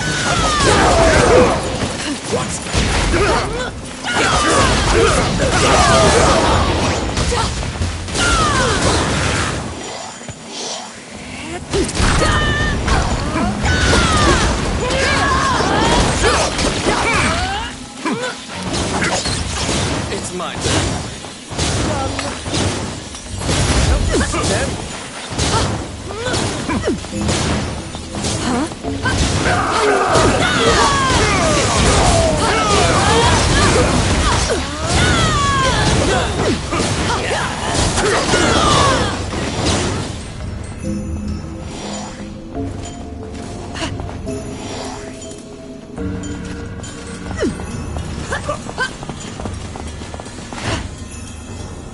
You meet a female warrior monk who was injured in the battle against the demons. She was sent to purify this sanctuary. To purify this area, the holy seal must be placed upon the altar of the temple. She cannot walk, so the task falls to you.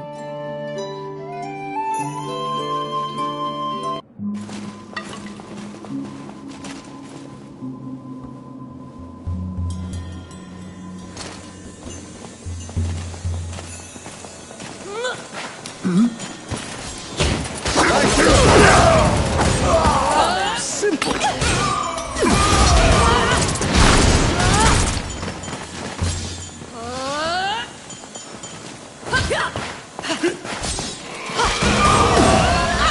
Oh, I can do that. Outstanding. Ow! Enemies? It's my turn. Voila!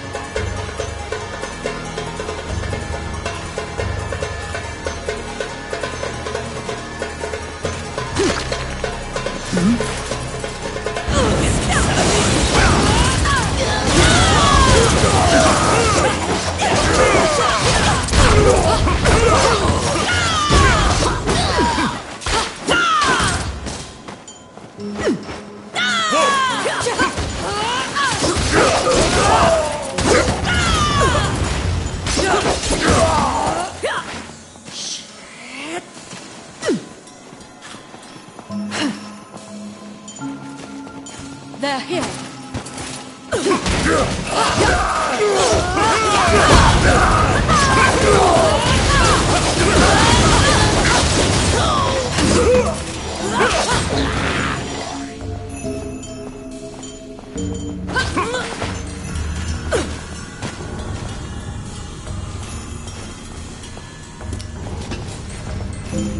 Let's see.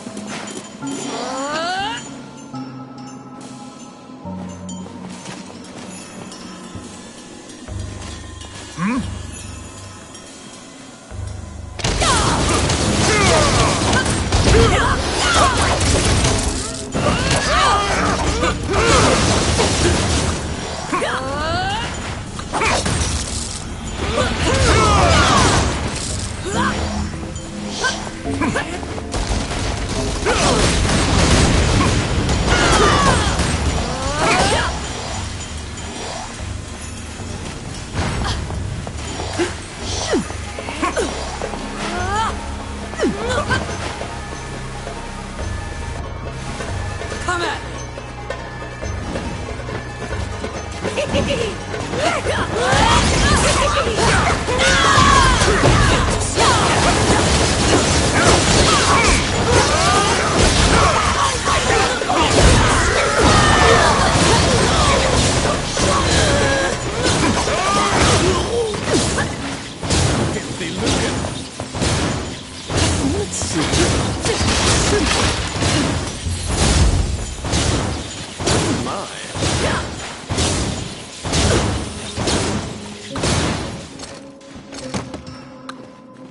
Oh, I can do that.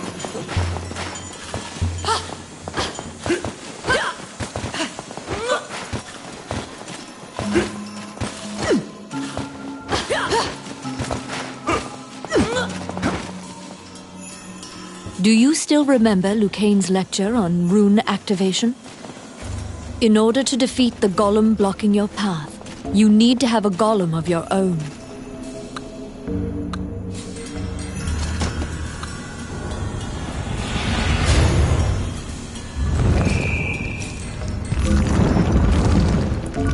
The demons notice the statue coming to life and have come to disrupt your work. Protect your golem so that it does not get destroyed before it reaches the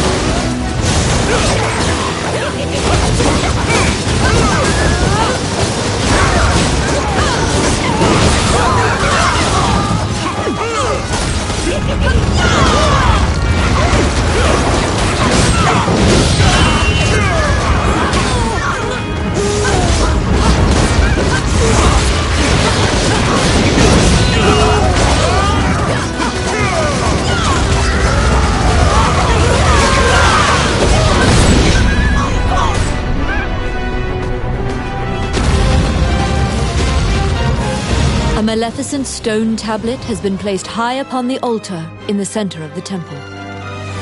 When you remove it and replace it with the Holy Seal, the ruins are purified with a blinding light.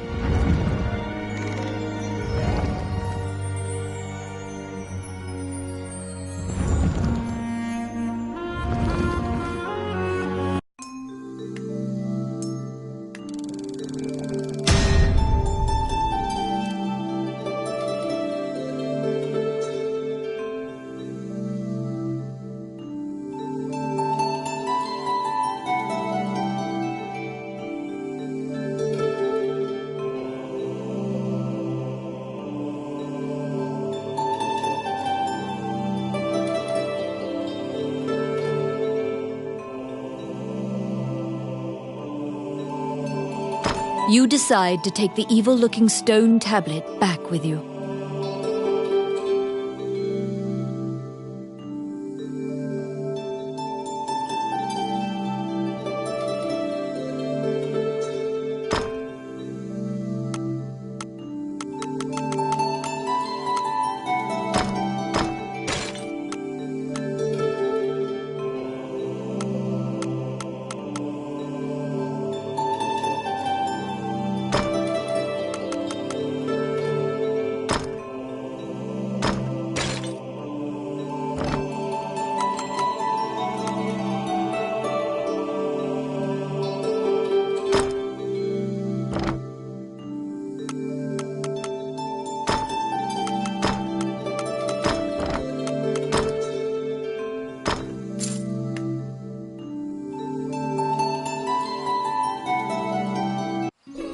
You can feel unspeakable evil emanating from the stone tablet you removed from the altar.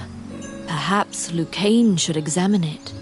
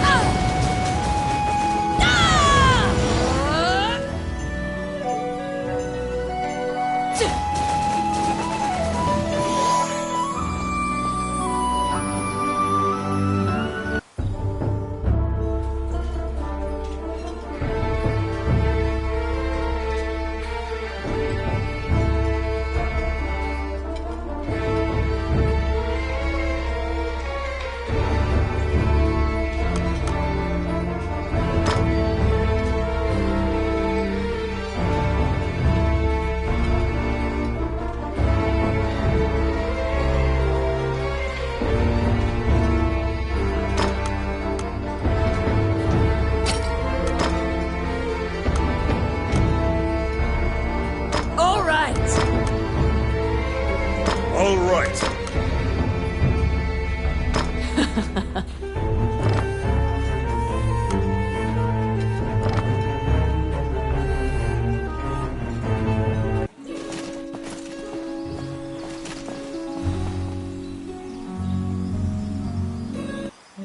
Wandering One, how can I help you?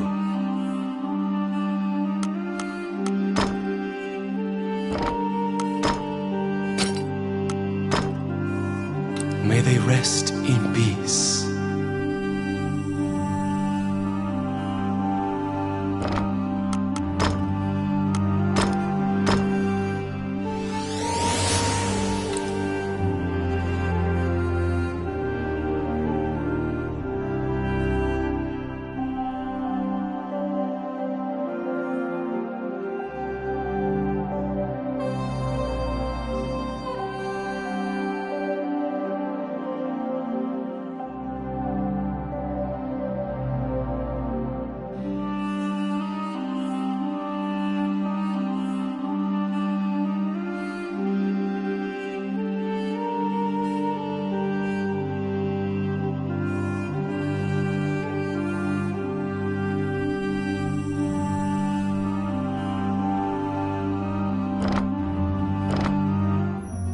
As you leave the temple, a ragged old man slumped in the road calls out to you. His raspy voice makes it difficult for you to discern. You can give him a coin if you feel. He doesn't even acknowledge the coin. You probably won't be able to communicate with him.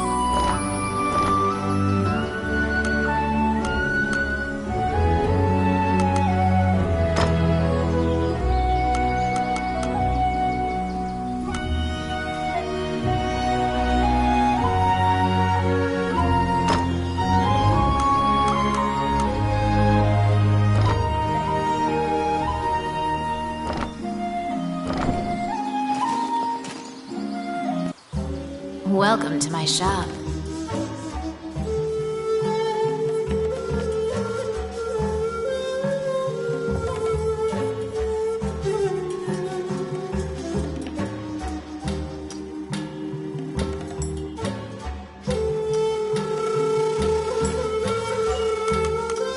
What would you like?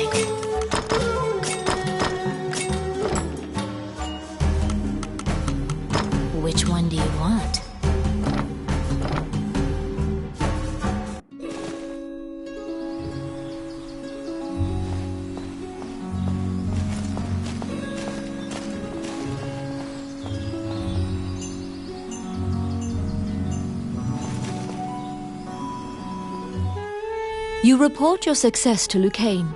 He smiles and tells you to keep the runestone to use in your adventures.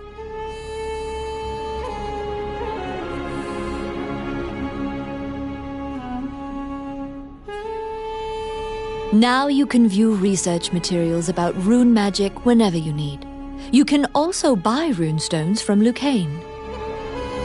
You produce the stone tablet you brought back from the temple ruins. He swallows hard and examines the tablet.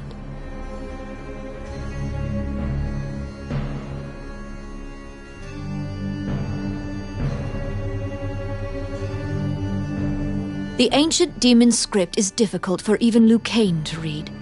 He can only deduce that it is a contract of some sort. Upon further examination, Lucane finds something he can read. The name of the Demon King, Magino Gusna Idrashin. The name jogs your memory. You've heard it before. But where?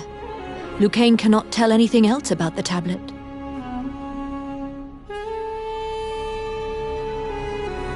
Oh, how can I help you?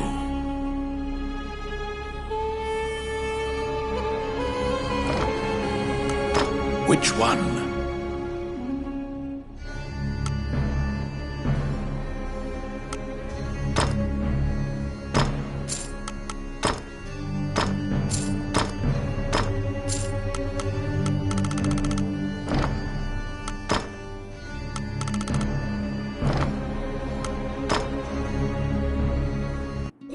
The name of the Demon King, Magino Gusna Idrashin. You're positive you heard that name somewhere in town.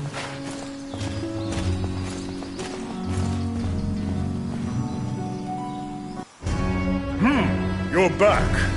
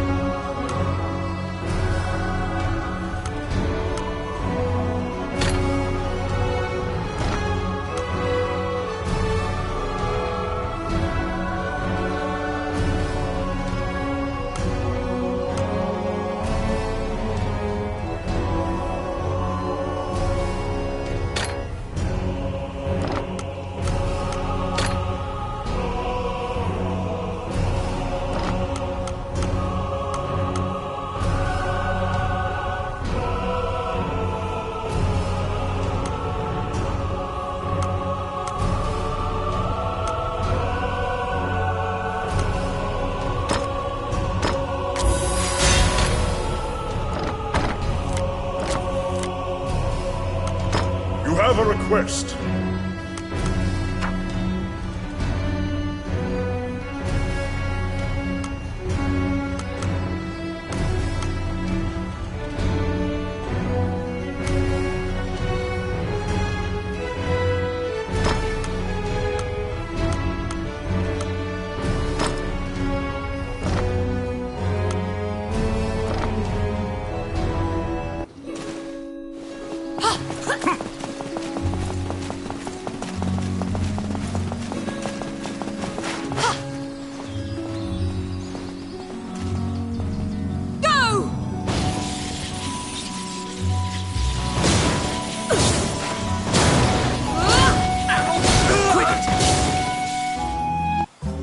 Welcome to my shop.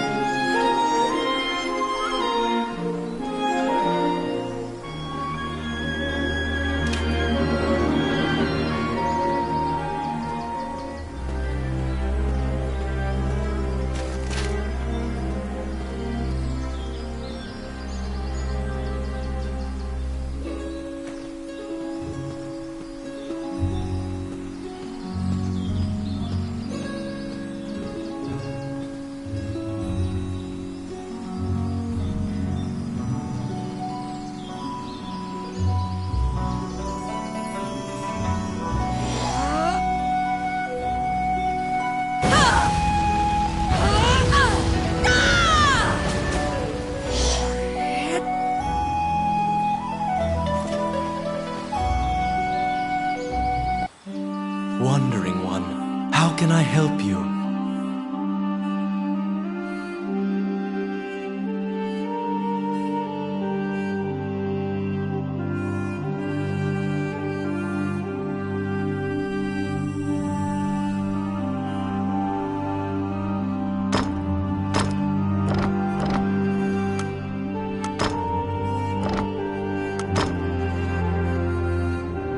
The old man grows excited when you walk by.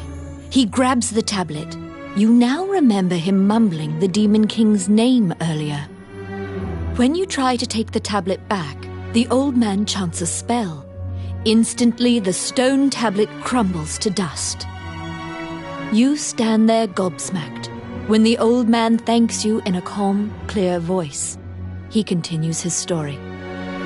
We had obtained the crown of Elysia, known as the Dragon's Crown. However, it had no power to control the dragons.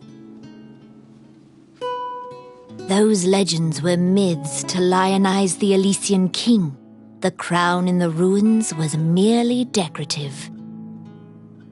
However, I decided that I would infuse the crown with the power the legends spoke of. It would be my life's work. To do this, I would go to any lengths. I collaborated with shadowy cabals and sold my soul to the Demon King for power.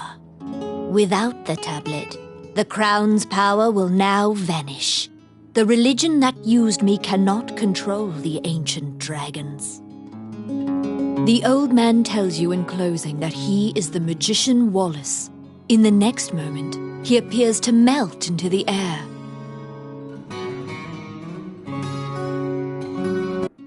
The magician Wallace who disappeared is Lucaine's friend. You must tell him of this surprising encounter.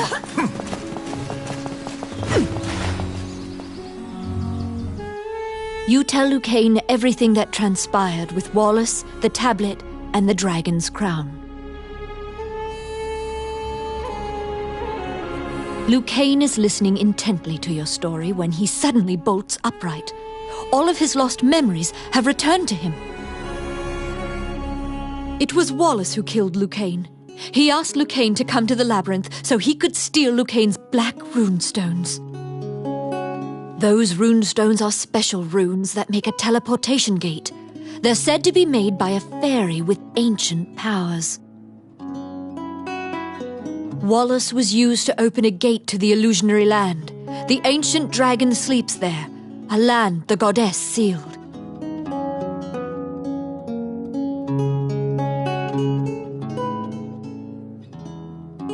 The shadowy religion must have wanted to be able to control that giant dragon. They shared Wallace's goal. Even rumors of this organization having the power of dragons would be chaotic. You can't just hope it'll never be found. Lucaine says that if the crown were to be anywhere, it would certainly be in the Mage's Tower. Mornion took over the Mage's Tower, likely because it housed many types of research, as well as Wallace's laboratory. Oh, how can I help you? Which one? You infiltrate the Mage's Tower to find the Dragon's Crown.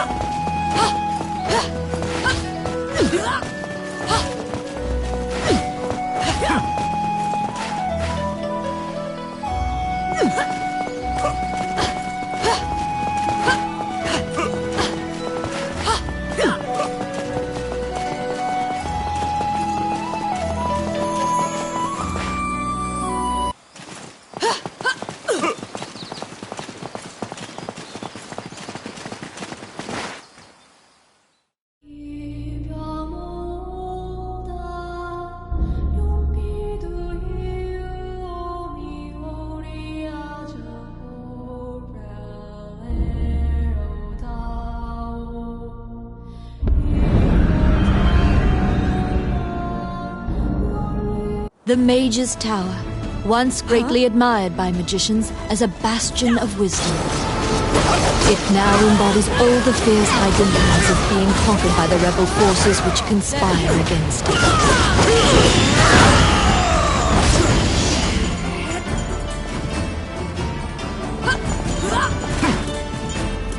It's my turn.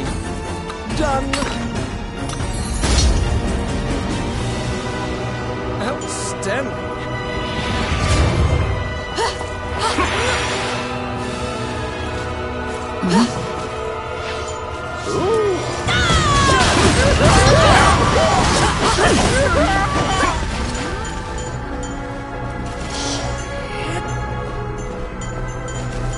Filthy Lucca.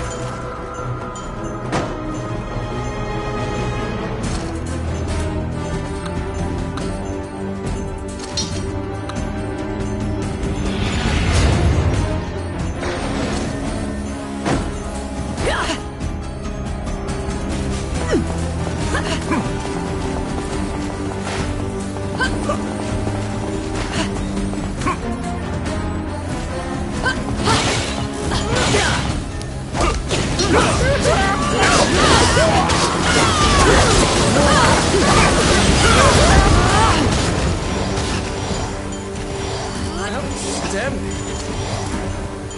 Oh my.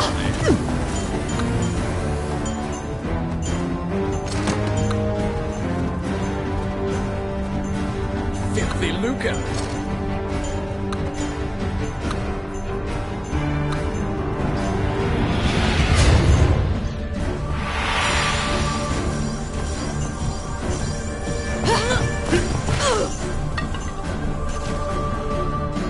A half-naked woman is lying in a dark corner bound by a chain. Looking closer, you discover she's a kidnapped spirit. The followers of Mornion seem to be capturing as many spirits and fairies as they can find to power their rune magic. Rune magic gates have been opened many times in this tower, and the magicians are even traveling to the illusionary land. The spirit finishes her story with a bone-chilling revelation. They have awakened the ancient dragon.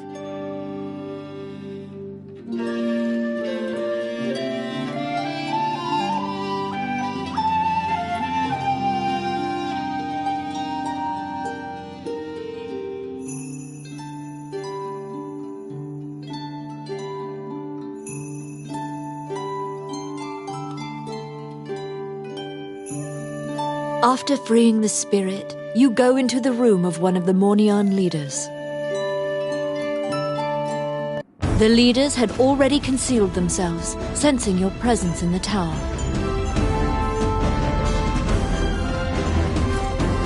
What? The piece of paper reads, "You may check out a maximum of 2 books from this bookshelf."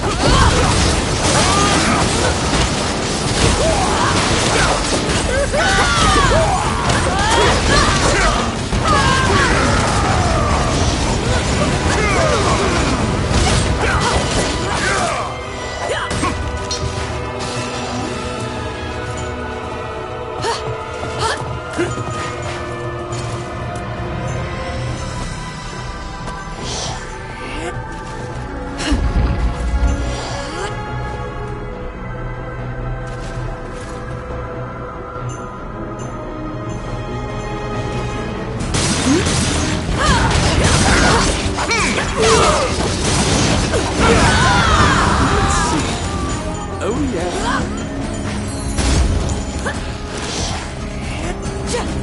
Outstanding.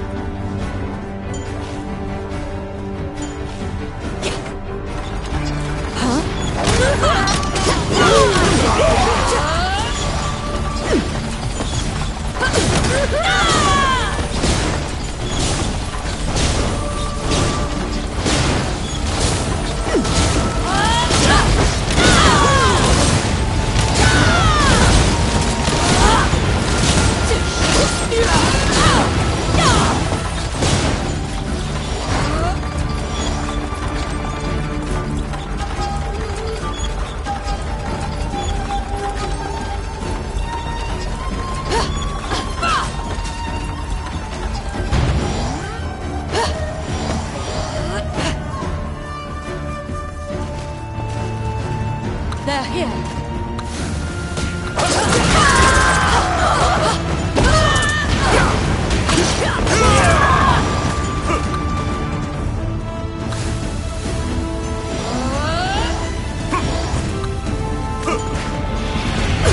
They're coming.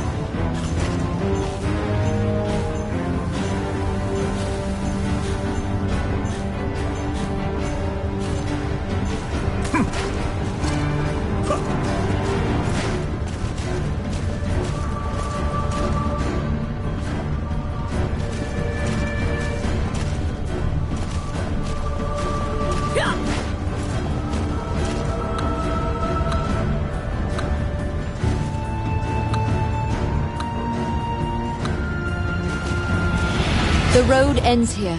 Molten rock bars any further progress forward.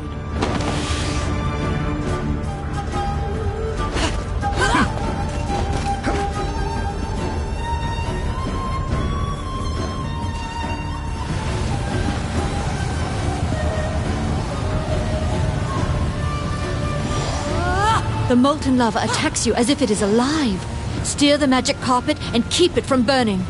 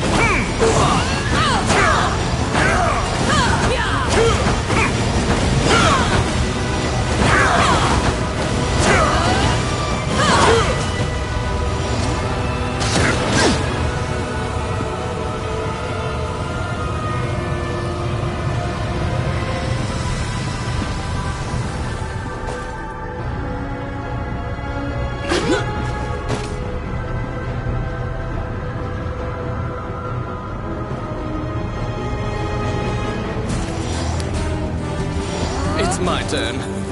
Done.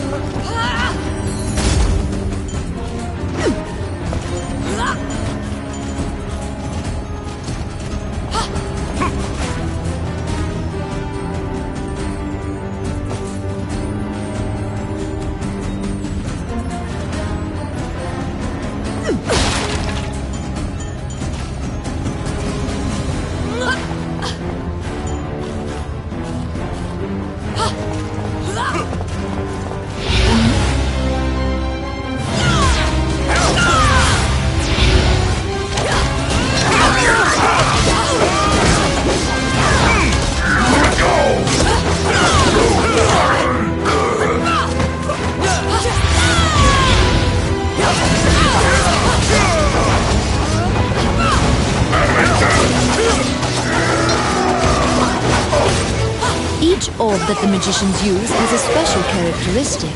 Look at the colors of the orbs.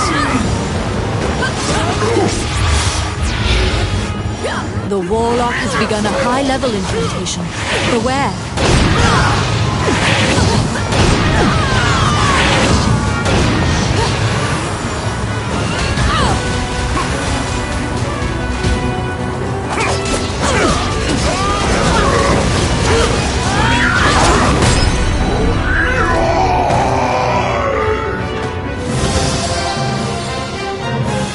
You were successful in slaying one of the Mornion leaders.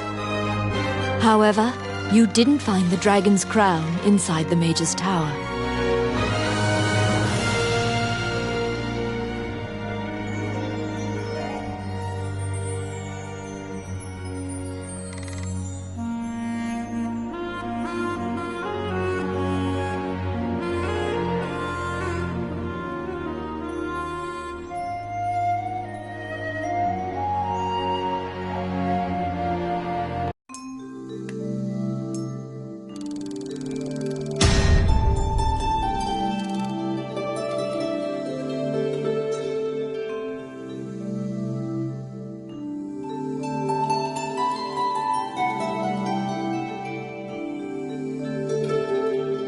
On the warlock's corpse, you found the black rune stones that were taken from Lucane.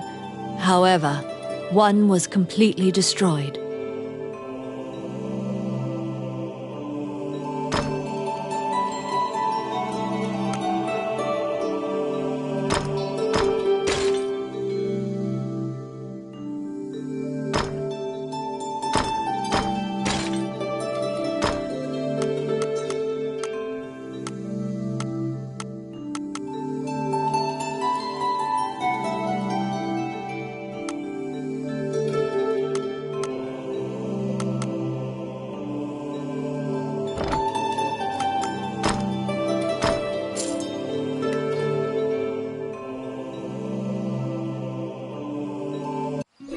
You must return the black runestones you acquired to Lucane.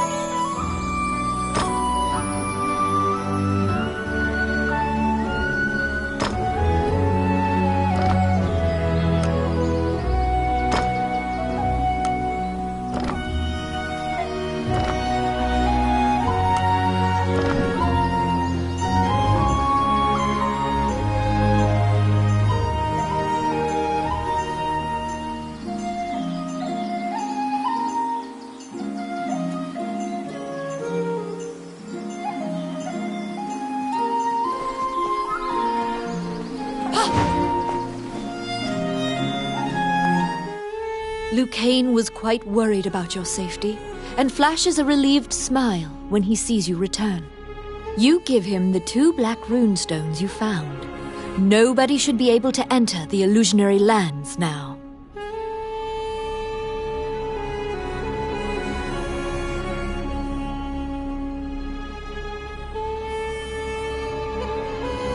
You tell Lucane that you didn't find the dragon's crown, and what the spirit told you about the ancient dragon.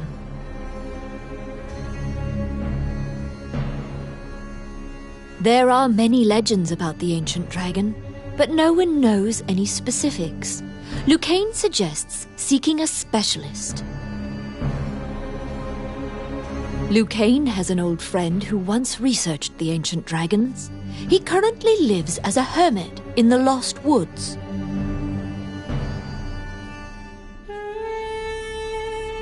They had a falling out long ago, and they are not on good terms. It seems you'll have to see him in Lucane's stead. He owes a debt to the late king, He is hard-headed, but he honors his debts. Lucane writes a letter to the castle. First, you must go to the castle and ask King Dean to write an official letter asking for the hermit's cooperation. Oh, how can I help you? Which one?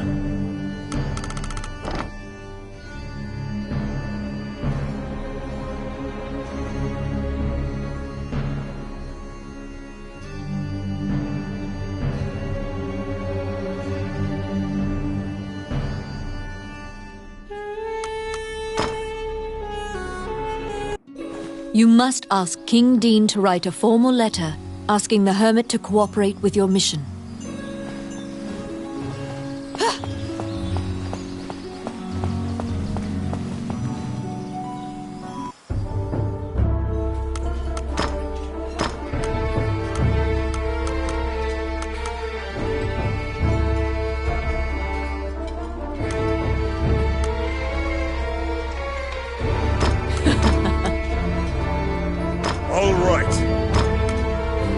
All right.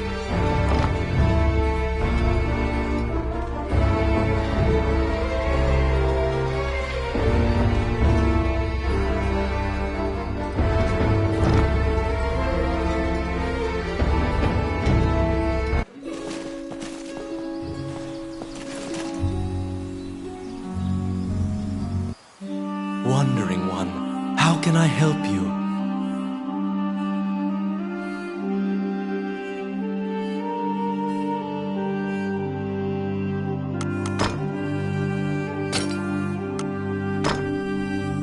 May they rest in peace.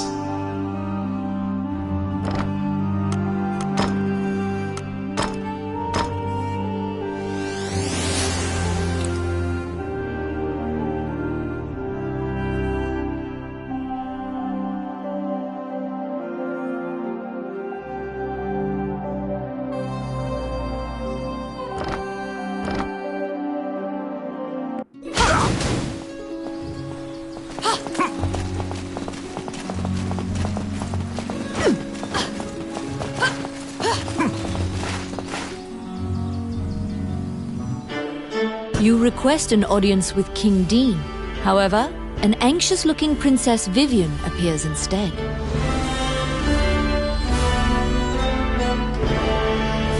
Upon inheriting the throne, Dean left the castle with some subordinates and hasn't returned. You brush it aside, reasoning that Dean must have some sort of plan. You assuage the princess's worries.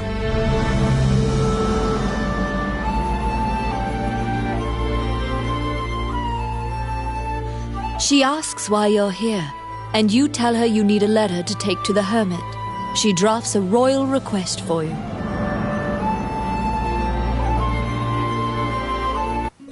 Vivian gives you a letter asking for the hermit's aid.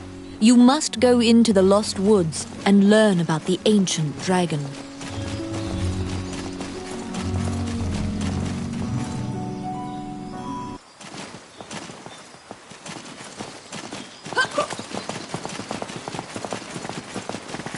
The Adventurers Guild has forbidden the use of the gate and the ruins are sealed. You should ask Samuel what happened.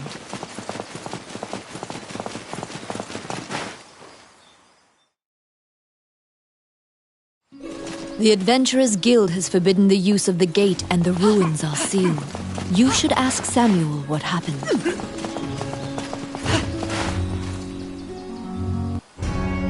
You ask the Guildmaster why the magic gate on the outskirts of town has been sealed off.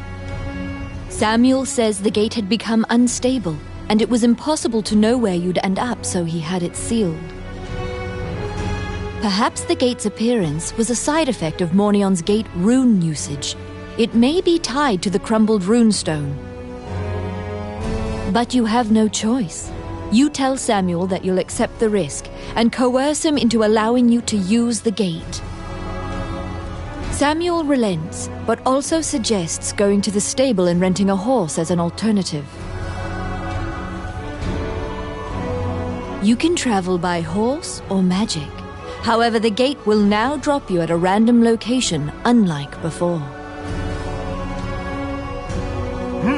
You're back.